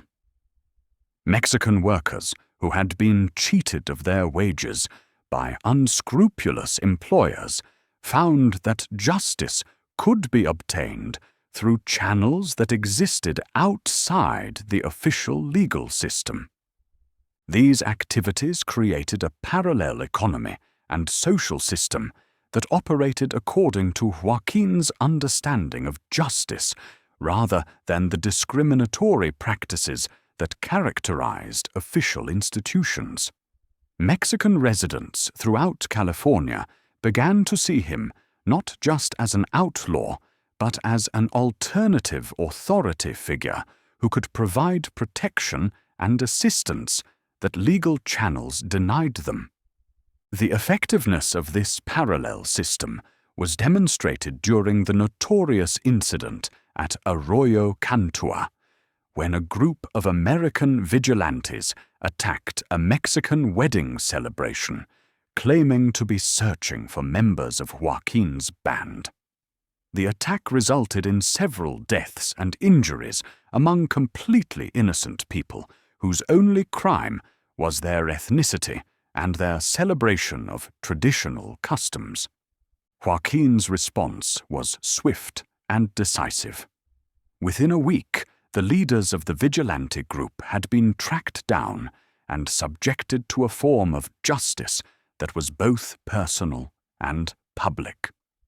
The men responsible for the attack were found bound and beaten beside a road frequently traveled by American settlers, with a message explaining their punishment and warning that similar treatment awaited anyone who harmed innocent Mexican families. The incident at Arroyo Cantua and its aftermath marked a turning point in public perception of Joaquín and his activities. Mexican communities throughout California saw the response as proof that someone was finally willing and able to protect them from the violence and persecution they had endured in silence. American authorities, however, viewed it as an intolerable challenge to their monopoly on the use of force and evidence that Joaquín had moved beyond simple banditry to something approaching rebellion. The escalating conflict attracted national attention, with newspapers as far away as New York and Washington publishing accounts of the California outlaw who had become a symbol of resistance to American expansion and settlement. The stories varied dramatically in their accuracy and interpretation, but they all contributed to the growth of Joaquín's legend and the perception that events in California represented something more significant than ordinary criminal activity. Military authorities in California, under pressure from both state and federal officials, began to develop more sophisticated strategies for dealing with the outlaw problem. Regular army units were deployed to supplement local militia forces, bringing professional military leadership and equipment to the manhunt. Intelligence networks were established to gather information about Joaquín's activities and support systems.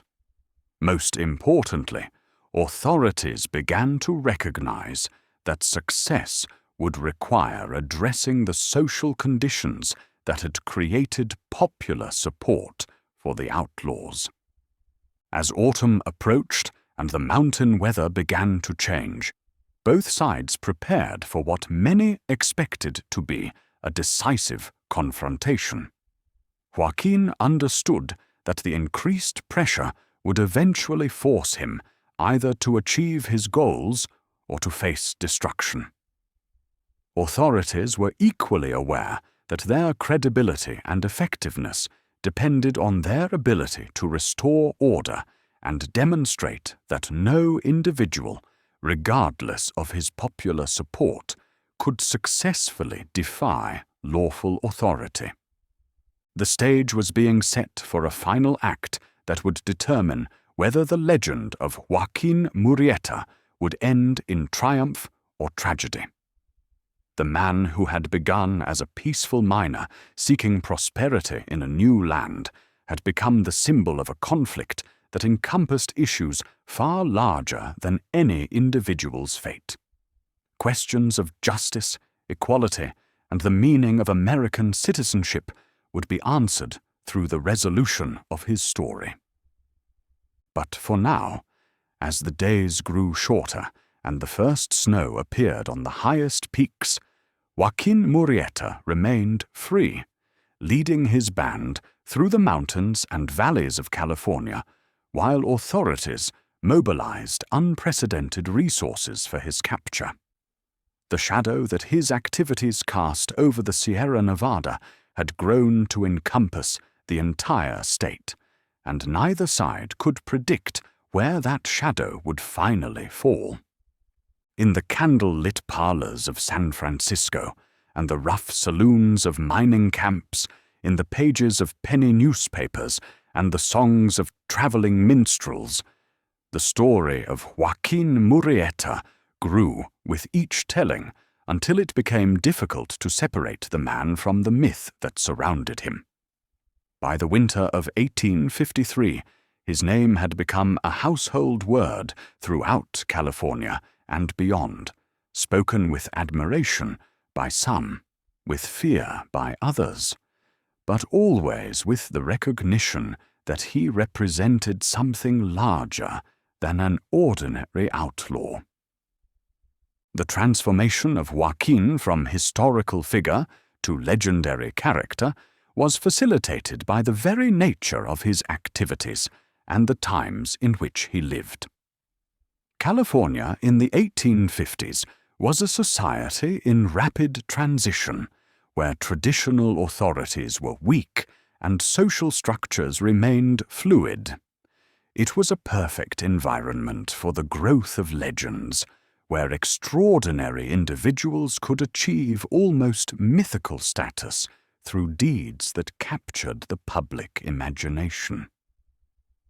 The stories that circulated about Joaquín often bore only passing resemblance to the actual events that inspired them. Witnesses to his robberies described him as tall or short, dark or light-complexioned, young or middle-aged, depending on their own preconceptions and the lighting conditions under which they had observed him. Some claimed he spoke perfect English without any accent, while others insisted his English was heavily accented or that he spoke only Spanish. These contradictory descriptions gave rise to theories that there might be multiple men using the name Joaquín Murrieta, or that the original Joaquín had been killed and replaced by someone else, or even that the entire phenomenon was the creation of imaginative newspaper editors seeking sensational stories to sell papers. The truth was simultaneously simpler and more complex than any of these theories suggested. The real Joaquín Murrieta was indeed a single individual whose personal history and character had driven him to outlawry. But he was also a conscious creator of his own legend, understanding that mythology could be as powerful a weapon as any gun or knife. He deliberately cultivated an image that emphasized his supernatural abilities, his dedication to justice, and his protection of the innocent, knowing that such an image would serve both practical and psychological purposes. The practical benefits of legendary status were considerable. Witnesses who believed they had encountered a mythical figure were less likely to provide accurate descriptions to authorities. Potential victims who expected courtesy and restraint were less likely to resist violently, reducing the risk to both sides during robberies. Mexican communities that saw Joaquín as a folk hero were more willing to provide assistance and protection, while American authorities, who regarded him as a dangerous rebel, were more likely to make the kinds of concessions that might address underlying grievances. The psychological effects were equally important.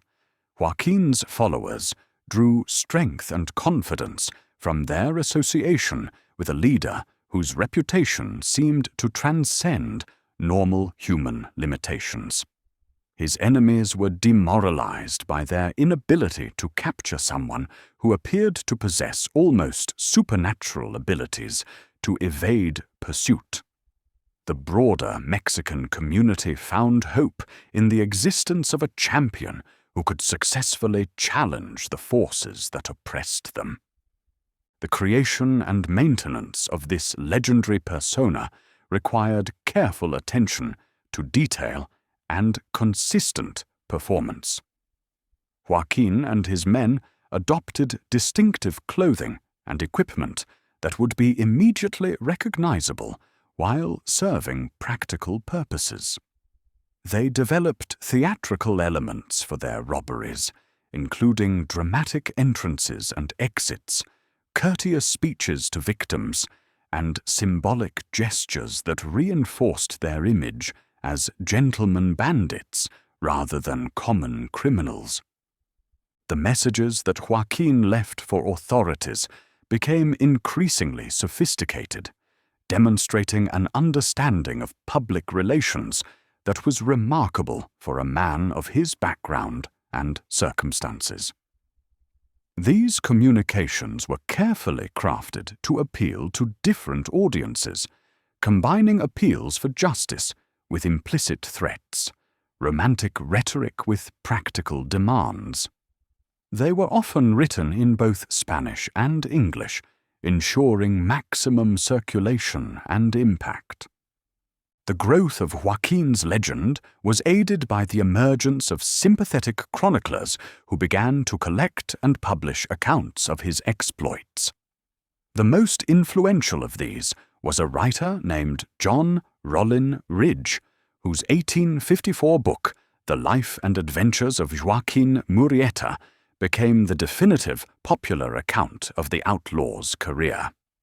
Ridge's book combined factual information with romantic embellishment, creating a narrative that satisfied both the public hunger for adventure stories and the deeper need for a hero who represented justice in an unjust world.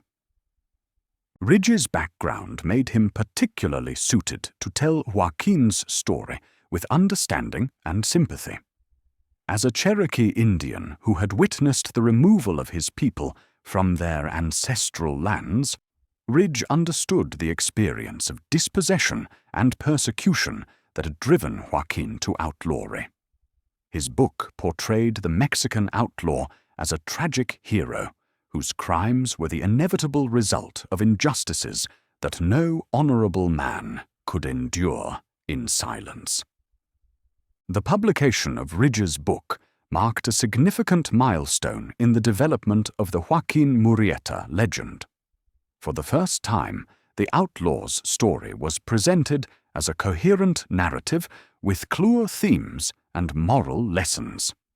The book's popularity ensured that Joaquín's legend would survive regardless of what happened to the historical figure who had inspired it, transforming him from a contemporary news story into a permanent part of American folklore. The literary success of the Joaquín story inspired imitators and variations that further expanded the legend's reach and influence. Dime novels, theatrical productions, and newspaper serials all drew on the basic narrative structure that Ridge had established, adding their own embellishments and interpretations. Each retelling added new elements to the legend while reinforcing its central themes of justice, resistance, and romantic heroism. The proliferation of Joaquín stories also created confusion about which elements were historical fact and which were fictional embellishment. Different accounts contradicted each other on basic details such as Joaquín's birthplace, his family background, the specific incidents that had driven him to outlawry, and the extent of his criminal activities. This confusion was compounded by the tendency of other outlaws to adopt the Joaquín name, hoping to benefit from the fear and respect that it commanded. The multiplication of Joaquíns created both opportunities and problems for the authorities attempting to capture the original. On one hand, the confusion made it more difficult to track the real Joaquín's movements and activities. On the other hand, it provided justification for aggressive action against any Mexican men who might be connected to outlaw activities, regardless of their actual involvement with the historical Joaquín Murrieta. This situation was complicated by the fact that the real Joaquín had begun to operate through subordinates who conducted robberies and other criminal activities while he remained in the background, planning operations and managing the broader organization. These subordinates often identified themselves as Joaquín Murrieta when conducting operations, both to enhance their own reputation and to maintain the mystique surrounding their leader. The result was a phenomenon that historians would later recognize as characteristic of legendary figures throughout history. The boundary between the historical individual and the mythical character became increasingly blurred until it was impossible to determine where Joaquín Murrieta, the man, ended and Joaquín Murrieta, the legend, began. The process was accelerated by the fact that the historical Joaquín seemed to encourage this blurring, understanding that his legendary status was both his greatest strength and his best protection. The winter of 1853 to 1854 marked the height of the confusion surrounding Joaquín's identity and activities. Reports of his presence came from locations hundreds of miles apart on the same day, suggesting either supernatural abilities or the existence of multiple men using his name. Authorities received conflicting descriptions of his appearance, his associates, and his methods, making it virtually impossible to develop effective strategies for his capture. The situation was further complicated by the fact that some of the men claiming to be Joaquín Murrieta were clearly imposters with no connection to the original outlaw organization. These men committed crimes that violated the code of conduct that the real Joaquín had established, harming his reputation while providing authorities with justification for harsh measures against all Mexican residents. The real Joaquín was forced to spend increasing amounts of time and energy managing his public image, issuing statements that disavowed the actions of impostors while maintaining the mystique that was essential to his success.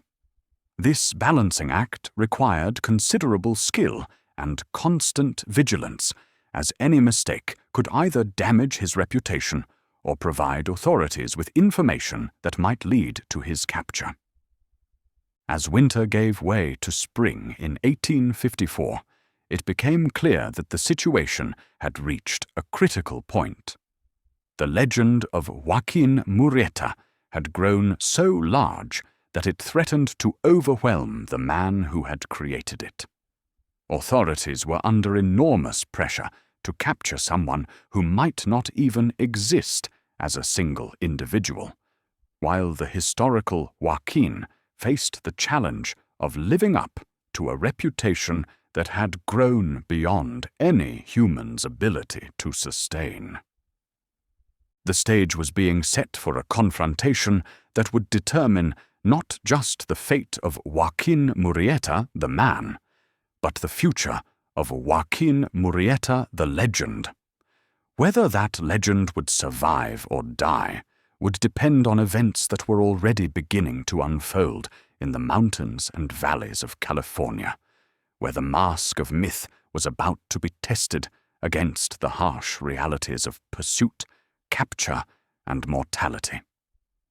The spring of 1854 brought unprecedented pressure to bear upon the elusive figure of Joaquín Murrieta as California authorities, stung by months of embarrassing failures and mounting public criticism, committed resources on a scale that transformed the hunt from a local law enforcement matter into what amounted to a military campaign.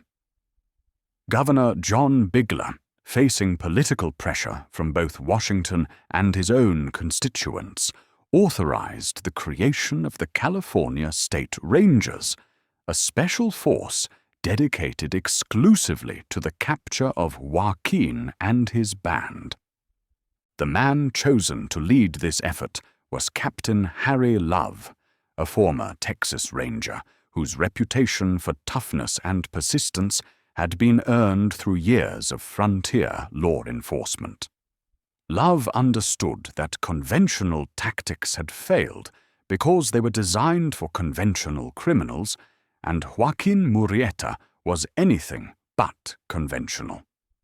The Mexican outlaw had demonstrated an ability to disappear into the landscape like a ghost, supported by a network of sympathizers that extended throughout the Mexican communities of California. Love's strategy reflected both his military background and his understanding of the unique challenges posed by this particular quarry. Rather than attempting to patrol vast areas in search of random contact, he focused on gathering intelligence about Joaquín's methods, his support network, and the patterns that might reveal his location. He recruited informants within Mexican communities, offering substantial rewards for information while threatening severe punishment for those who provided assistance to the outlaws. The Rangers themselves were carefully selected for their specific qualifications rather than simple availability. Love sought men with experience in tracking, wilderness survival, and dealing with hostile populations. He also made sure to include several Mexican Americans whose language skills and cultural knowledge would be essential for operating effectively in the communities where Joaquín found refuge. The force that Love assembled numbered 20 men, small by conventional military standards, but large enough to handle any likely confrontation while remaining mobile and easily supplied. They were equipped with the finest weapons available, mounted on the best horses that money could buy, and trained to operate as a coordinated unit under the harsh conditions of extended pursuit in difficult terrain. The Rangers' first major operation targeted the network of safe houses and supply sources that had enabled Joaquín's band to operate across such a wide area. Love understood that no outlaw organization could survive without logistical support, and he was determined to cut the lines of communication and supply that connected Joaquín to his sympathizers in settled communities. The campaign began with simultaneous raids on suspected safe houses throughout the Central Valley and Sierra Nevada foothills. These operations were conducted with military precision, using intelligence gathered over months of careful observation to strike at targets that were likely to provide useful information or disrupt the outlaws' operations. The raids yielded some useful intelligence and several arrests, but they also demonstrated the depth of support that Joaquín enjoyed within Mexican communities. Many of the families whose homes were searched had indeed provided assistance to the outlaws, but their cooperation seemed to stem from genuine sympathy rather than fear or criminal inclination. They spoke of Joaquín as a protector rather than a predator, a man who had stood up for their community when legal authorities had failed to do so. Even when faced with arrest and imprisonment, many refused to provide information that might lead to his capture. The loyalty that Joaquín inspired among his supporters was both a strength and a vulnerability, as Love quickly recognized. While it provided the outlaw leader with essential resources and protection, it also created patterns that could be studied and exploited by a sufficiently patient and intelligent pursuer. Love began to map the network of support, identifying key figures and attempting to predict where Joaquín might turn for assistance. The psychological warfare that characterized this phase of the pursuit worked both ways. Love's raids and arrests sent a clear message that supporting Joaquín carried serious risks, while Joaquín's continued ability to evade capture demonstrated that the authorities were not omnipotent. Mexican communities found themselves caught between conflicting pressures, forced to choose between their sympathy for the outlaws and their fear of official retaliation. Joaquín responded to the increased pressure by adapting his tactics once again, demonstrating the flexibility and intelligence that had made him so difficult to capture. He reduced the size of his active band, sending some men to temporary safety while retaining only those whose skills were essential for continued operations. He also shifted his base of operations deeper into the Sierra Nevada, using terrain so rugged that pursuit would be extremely difficult even for experienced trackers. The cat-and-mouse game that developed between Love's Rangers and Joaquín's band continued throughout the summer of 1854, with neither side able to achieve a decisive advantage. The Rangers succeeded in disrupting some of the outlaws' operations and captured several minor figures, but Joaquín himself remained elusive. The outlaw leader, meanwhile, continued to strike at targets of opportunity while avoiding the kind of major operations that might provide his pursuers with useful intelligence.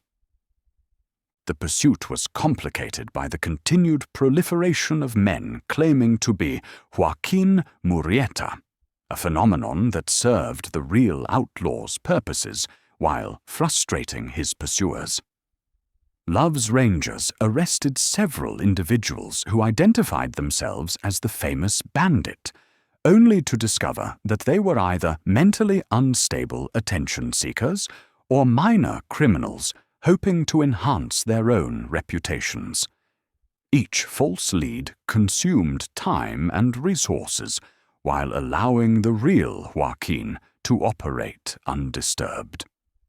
The problem of identification was exacerbated by the lack of reliable physical descriptions of the real Joaquín. Witnesses to his activities provided contradictory accounts of his appearance, and no photographs or accurate drawings existed that might have helped authorities distinguish the genuine article from the numerous imposters. This situation led to tragic cases of mistaken identity, as innocent Mexican men were arrested, beaten, or even killed by overzealous pursuers who believed they had captured the famous outlaw. As autumn approached, pressure mounted on Love to produce results. The special legislative appropriation that funded the Rangers was scheduled to expire, and political support for the expensive operation was beginning to wane. Newspapers that had initially supported the effort began to question its effectiveness, while critics argued that the resources devoted to capturing one outlaw could be better used addressing the social problems that had created support for bandits in the first place. Love understood that his reputation and career depended on achieving success before the political situation changed. He intensified his operations, pushing his men harder and taking greater risks in pursuit of the elusive outlaw. The Rangers began operating in smaller groups to cover more territory, sacrificing some of their security for increased mobility and the hope of surprising their quarry. The breakthrough, when it finally came, resulted from a combination of good intelligence, careful planning, and the kind of luck that often determines the outcome of such pursuits. Love received information from an informant who claimed to know the location of Joaquín's current hideout, a remote canyon in the Sierra Nevada, where the outlaw leader was said to be recuperating from a recent wound. The information seemed credible, coming from a source who had previously provided accurate intelligence about the outlaw's activities.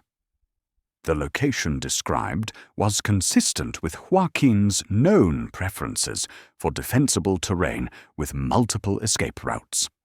Most importantly, the timing seemed right, as other intelligence suggested that the outlaw band had been involved in a recent gunfight that might have left their leader temporarily incapacitated. Love decided to commit his entire force to the operation, understanding that this might be his best opportunity to end the long pursuit. The Rangers rode out from their base camp on a moonless night in late July, following mountain trails that would bring them to the suspected hideout before dawn. The approach required careful navigation through difficult terrain, but Love was confident that surprise would give them the advantage they needed to succeed where previous efforts had failed. The canyon that was their destination lay deep in the Sierra Nevada, accessible only through narrow defiles that could easily be defended by a few determined men.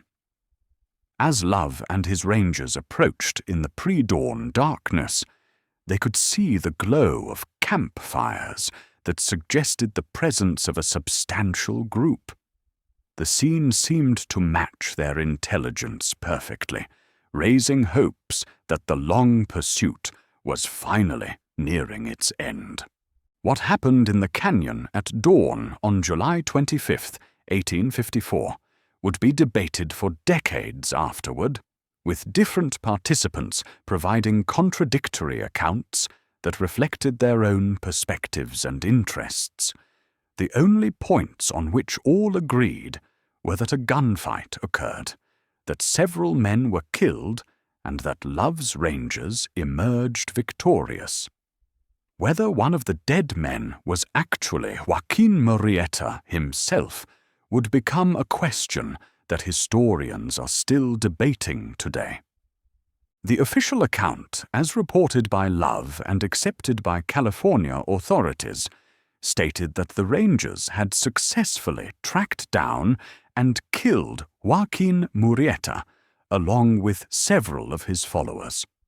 As proof of their success, they presented what they claimed was the outlaw leader's head, preserved in alcohol and displayed as evidence that the long pursuit had finally ended in victory for law and order.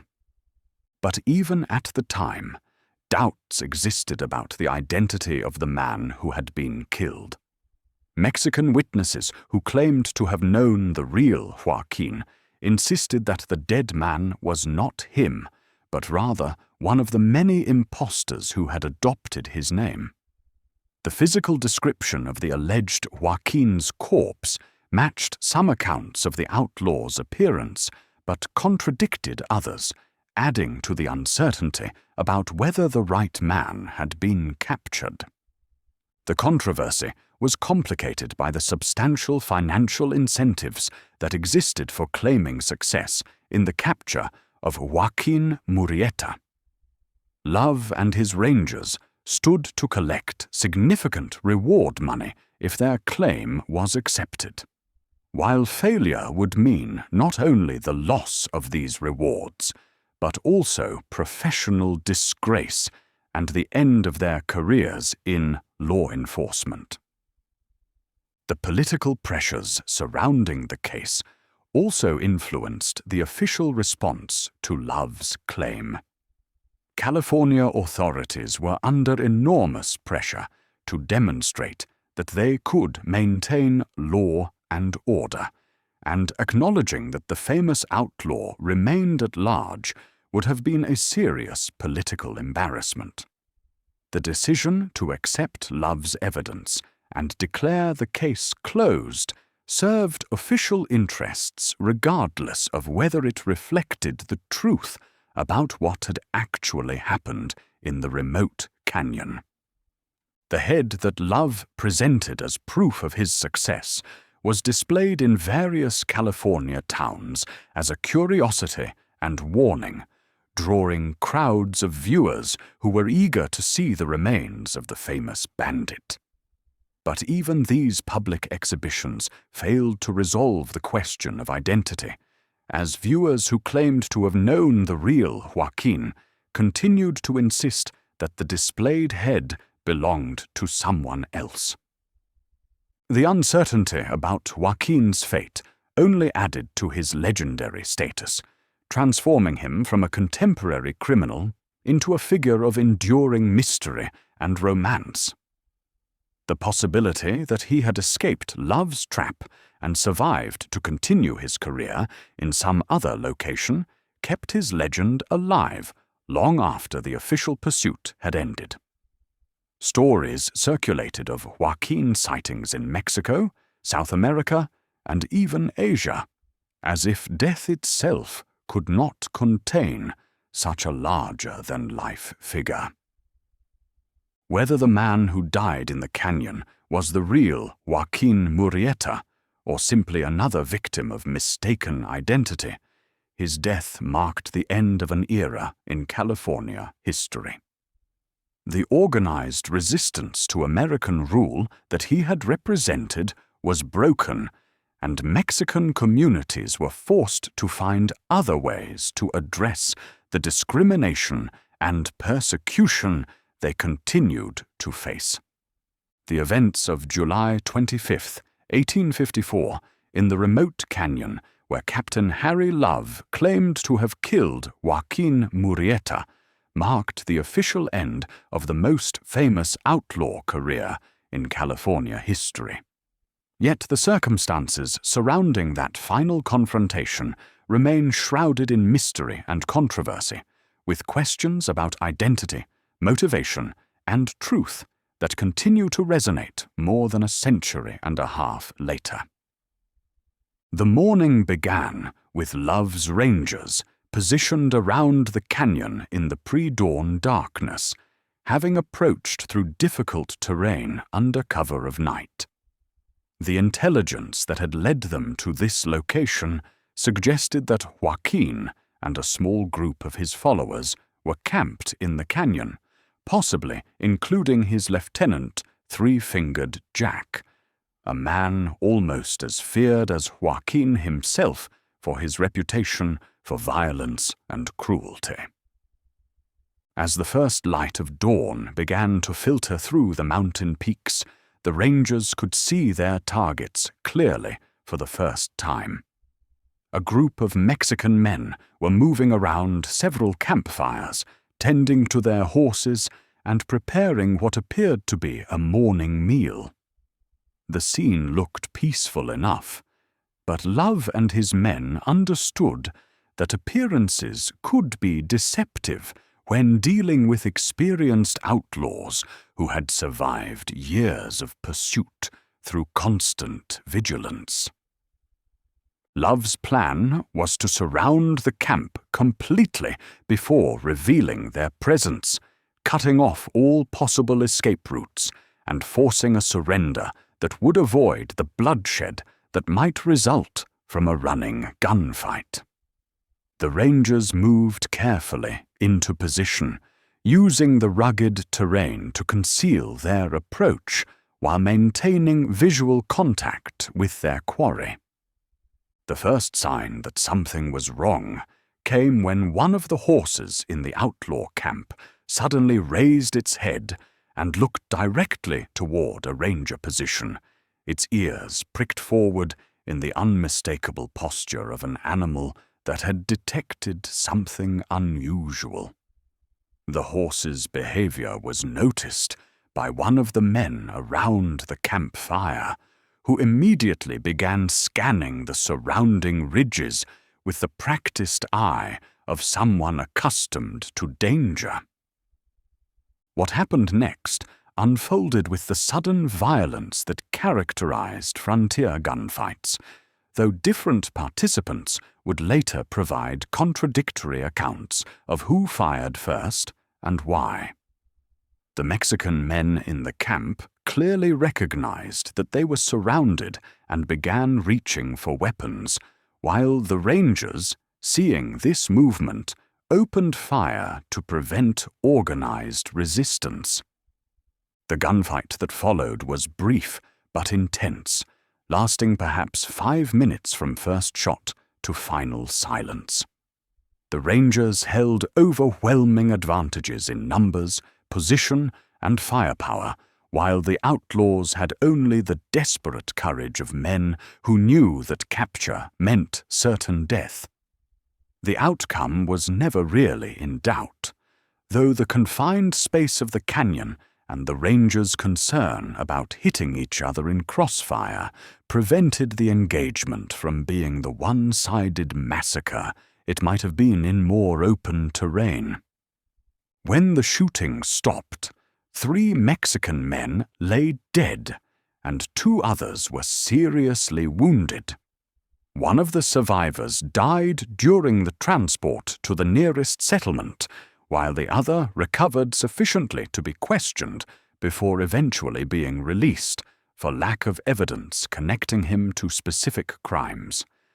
The dead included the man that Love identified as Joaquín Murrieta and another who was said to be Three-Fingered Jack, along with a third outlaw whose identity was never definitively established. The process of identifying the bodies created the first controversy that would surround the official account of the battle.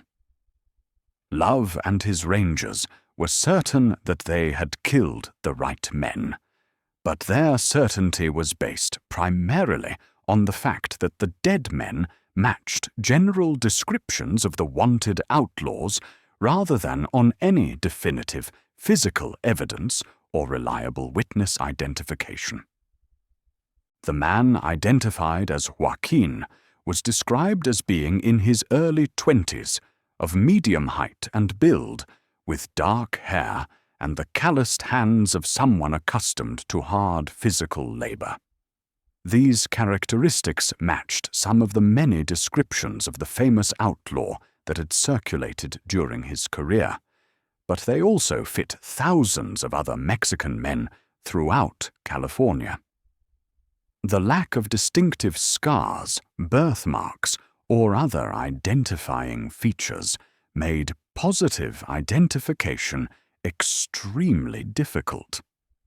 The situation was complicated by the fact that none of the rangers had previously seen the real Joaquín Murrieta, making their identification necessarily based on second-hand descriptions and their own assumptions about what a famous outlaw should look like. The dead man's clothing and equipment were consistent with what might be expected of a successful bandit, but they provided no definitive proof of identity. The claiming of the reward money that had been offered for Joaquín's capture required official verification of his death, leading to a process that was influenced more by political considerations than by careful investigation. California authorities were under enormous pressure to declare the outlaw problem solved, and they had invested significant resources in Love's expedition. Accepting the Rangers' claim served official interests regardless of whether it reflected the actual truth about the dead man's identity. The decision to preserve what was claimed to be Joaquín's head as proof of his death reflected both the scientific limitations of the period and the somewhat ghoulish public fascination with the remains of famous criminals. The head was severed from the body and placed in a jar of alcohol, creating a grisly trophy that would be displayed in various locations throughout California as evidence of the law's ultimate triumph over outlawry. The public exhibition of the preserved head drew crowds wherever it was shown, but it also generated skepticism among viewers who claimed to have known the real Joaquín. Many Mexican residents who attended these displays insisted that the head belonged to someone else, though their testimony was generally dismissed by authorities who had already committed themselves to the official version of events. The controversy over identification was intensified by the continued reports of Joaquín sightings that began almost immediately after Love's announcement of his death. Witnesses throughout California claimed to have seen the famous outlaw alive and well, conducting business in various communities and apparently unconcerned about the reports of his demise.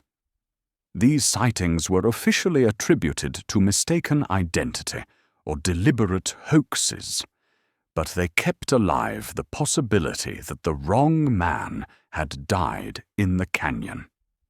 The surviving member of Joaquín's organization, questioned extensively before his release, provided conflicting information about the identity of the dead men. Under interrogation, he sometimes confirmed that Love had killed the real Joaquín, but at other times he suggested that the famous outlaw had not been present during the final battle. His testimony was dismissed as unreliable, though it added to the growing body of evidence that something was not quite right about the official account. The broader implications of Joaquín's alleged death extended far beyond questions of individual identity. For California authorities, the announcement that the famous outlaw had been killed represented a significant political victory that demonstrated their ability to maintain law and order despite the challenges posed by rapid population growth and social change. For Mexican communities throughout the state, the loss of their most visible champion marked the end of organized resistance to the discrimination and persecution they continued to face. The impact on outlaw activity in California was immediate and dramatic. The organized bands that had operated under Joaquín's leadership or inspiration quickly dispersed, with most members either fleeing to Mexico or attempting to resume conventional lives. The few who continued their criminal careers found themselves without the popular support and logistical networks that had made the earlier outlaw organizations so effective. Mexican residents throughout California found themselves in an increasingly difficult position following Joaquín's alleged death.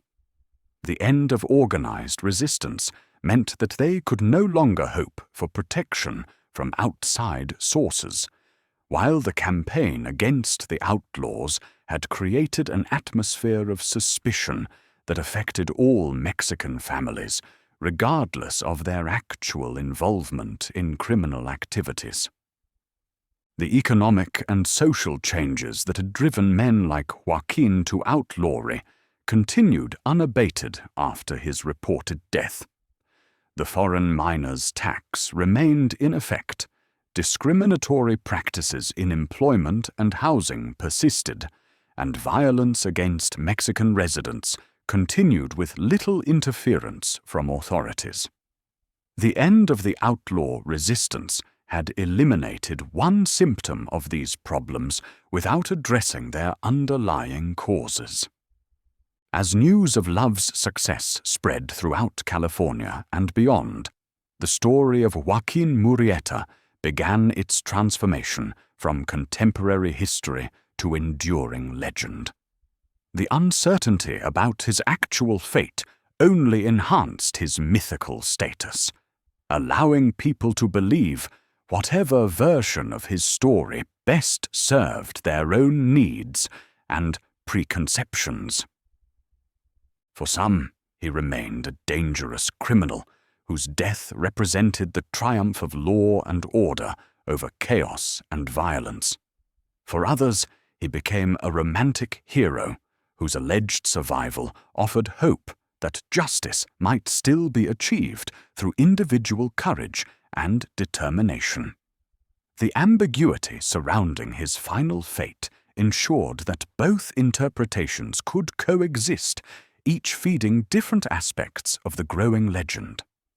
The man who had begun as a simple miner seeking prosperity in a new land had become something far larger than any individual could sustain.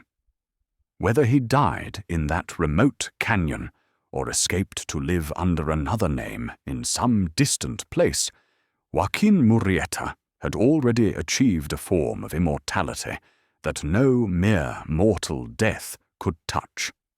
His story had become part of the mythology of the American West, destined to be retold and reinterpreted by countless generations who would find in it whatever meaning their own times required.